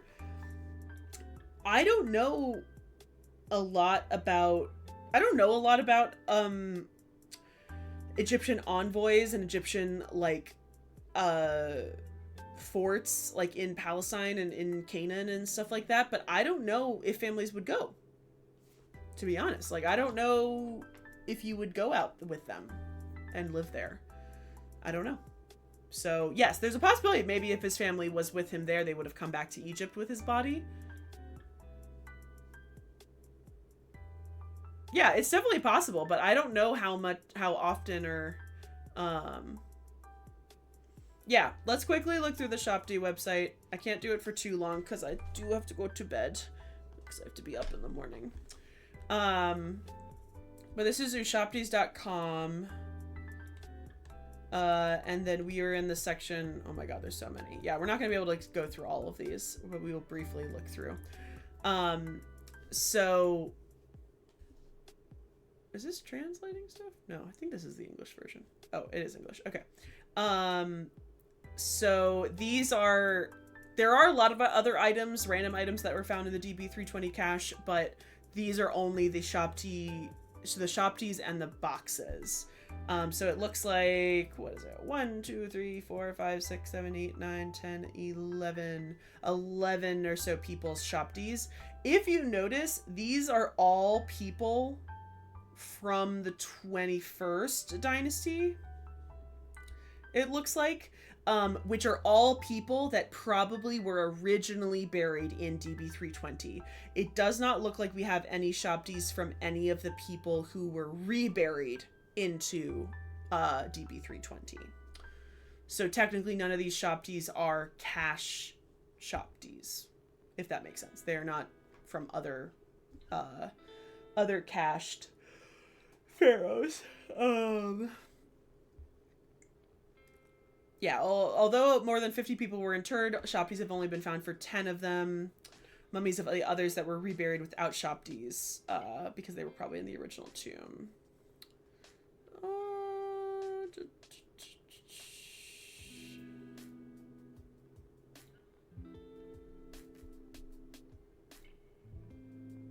Sorry, I'm just scrolling through what is. It looks like 2014, the Cairo Museum had 492 royal cash shopties on display. But that, I doubt that that's still there, because a lot of these mummies have been moved to the National Museum of Egyptian Civilization. So they may have not, they may have been moved.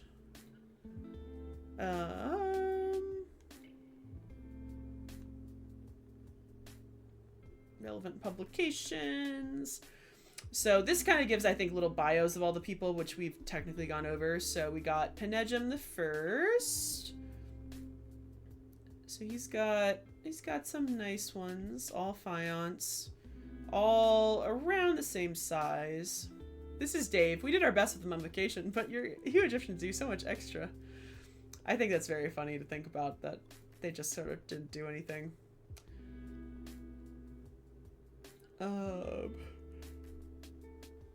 This one has both his throne name and his personal name. You also can see where these are located, which again tells you that some of these may have been taken by the Abd al-Rasul family and sold. So this is in a Dutch private collection. This is in the Louvre. This is in Brussels. This is in... I don't know what that is. This was in an auction in 2012. That's what it is.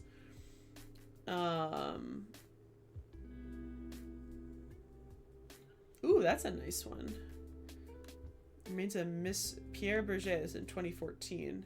Why the quality of this faience, characteristic by the numerous usual cracks, is so different than the other ones. When he says all around movies, does he mean this is a... Oh, that's so funny. I thought it was like a 3D scan, but I think it's literally an all around movie. Wow, they're really thin. That's interesting. This one's in the British Museum, and this was in Sotheby's in 1990. This is a nice one, though. Is he an overseer? Yeah, these two are overseers. So yeah, if you didn't think that was crazy enough that like they have I apologize, Shopti, overseer number 1. I apologize for body shaming you.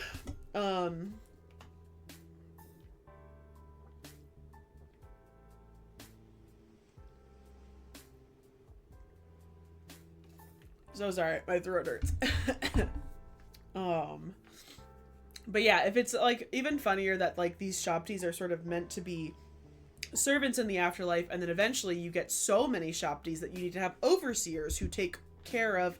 I know I'm not sitting straight. I'm tired. I need to try out my new chair because this chair is just so uncomfortable. But you have so many shopties that now you need overseer shopties to make sure your shopties are taken care of.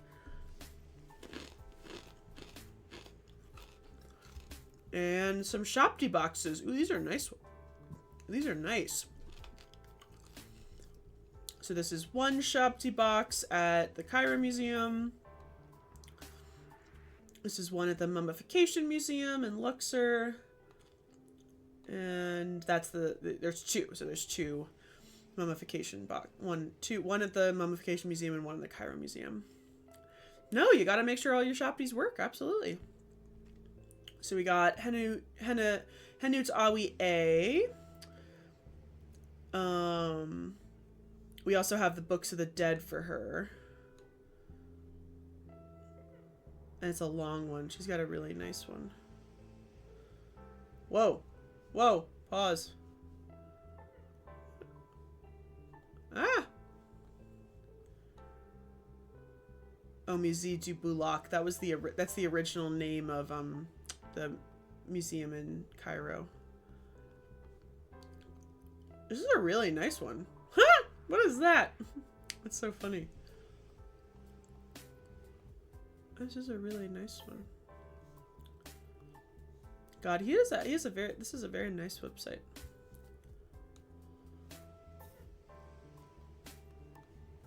This is a not as nice one. Oh wait, that was just a enhanced picture of this. I was like very confused. It's just the same one.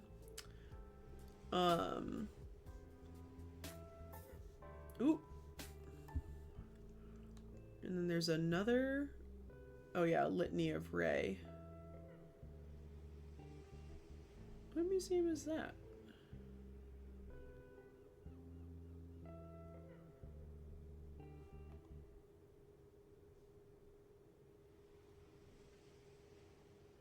Is that in the Cairo Museum? Oh, that is! Oh, that's so weird. I did not see a room like this. That room doesn't exist anymore. Or something. Some nice little faience shopties. You can see the range of faience colors of blue. We got Dutch Private Collection, Copenhagen, another one on the market. Yeah, that didn't look like Tahrir. That looks like a fake, like a mini exhibit that they put up. Cairo, British Museum, another Dutch Private Collection. It's got a weird proportion. Ooh, look at these. Nice shoptie boxes. So she's got...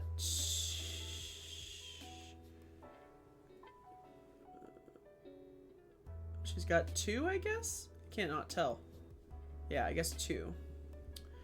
Ma'at Carré. Got some nice shopties.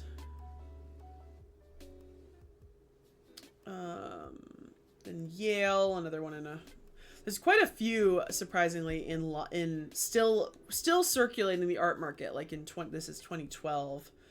Cairo Museum, Dutch Private Collections. Some of these overseer ones are totally plain. Cairo Museum, Cairo Museum. Overseer without breasts. 3 others in the museum have cartouche on their skirts. Cairo Museum, Dutch Private Collection. A little simple box. I love when they pose the shopties in the boxes. And then this one we actually looked at. We looked at this when we were talking about Ma'at Carré. Masaharta.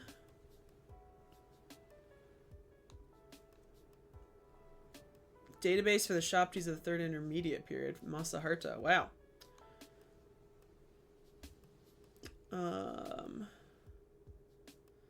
A lot of them don't have a lot of mouths. It's kind of funny. They don't really have a lot of mouths and stuff.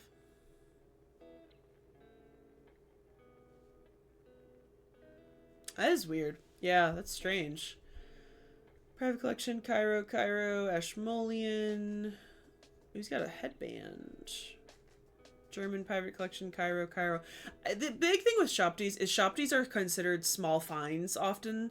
And when a lot of these excavations were sort of early 1900s were working, and they divided the finds between Egypt and the other the organization that funded the exhibition. A lot of the times people could donate money to help support the exhibition or the excavation, and in return they would gift you small finds. So Shopties are sort of one of those things that, like, you have so many of them that a lot of people considered those as like an easy small find to gift to a donor. So that is why a lot of these are still circulating in the art market, and a lot of them are in museums all over the world. Like my university's museum had a Taharqa Shopti and an Amenhotep III Shopti. Excuse you. Remind me later.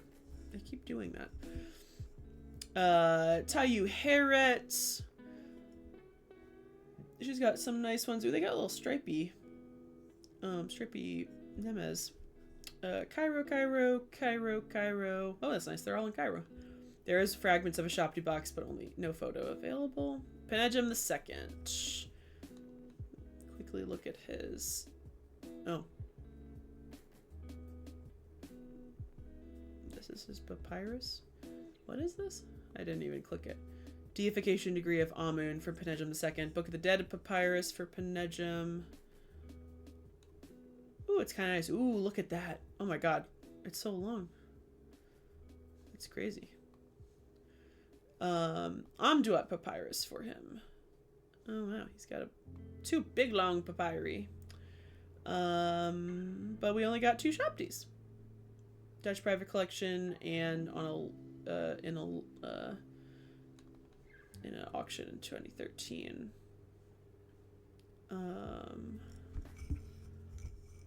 Istem Keb the D. Book of the Dead. Oh god, that's long. No, exactly. Those are not things that technically...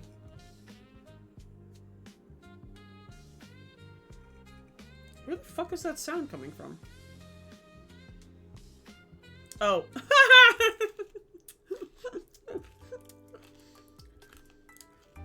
When you run out of your chill music and it plays something else. I was like, where did that saxophone come from?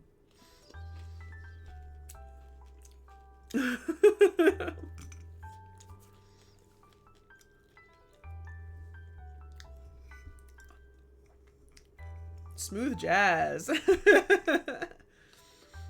You get Eastham Cab B. Cut to the duck.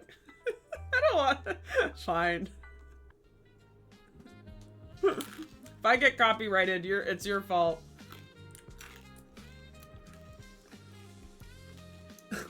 This is so intense.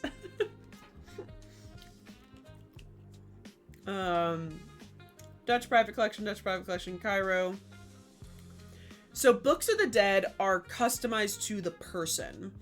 So there are a series of spells that we know, like, sort of a high number of them. And then people, when they would get their custom, they would essentially go to whoever scribe or who's making the Book of the Dead, and they would tell them, I want these spells into it. So there are tons of versions of the Book of the Dead that, like, people have been mummified with, but no one is technically the same. A lot of them have a lot of the same spells all in the same order, but not every single one.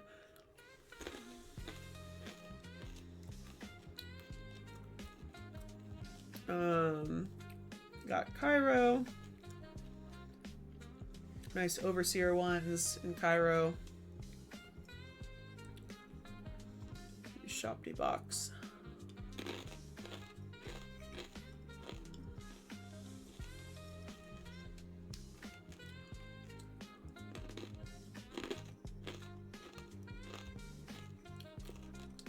Nessie Kansu. Ow! I'm sorry. My hand just cramped while eating my corn nuts. Ow. That hurt really bad. Damn.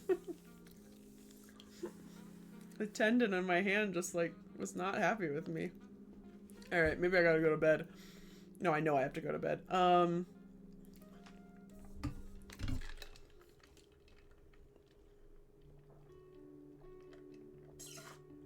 Here's Nessie's.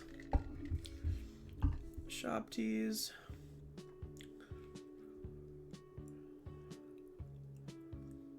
Chief of the Harem of Amun, Priestess of Men.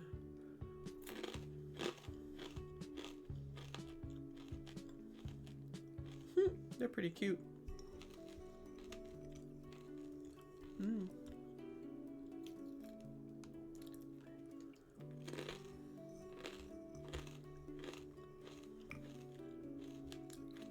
Okay.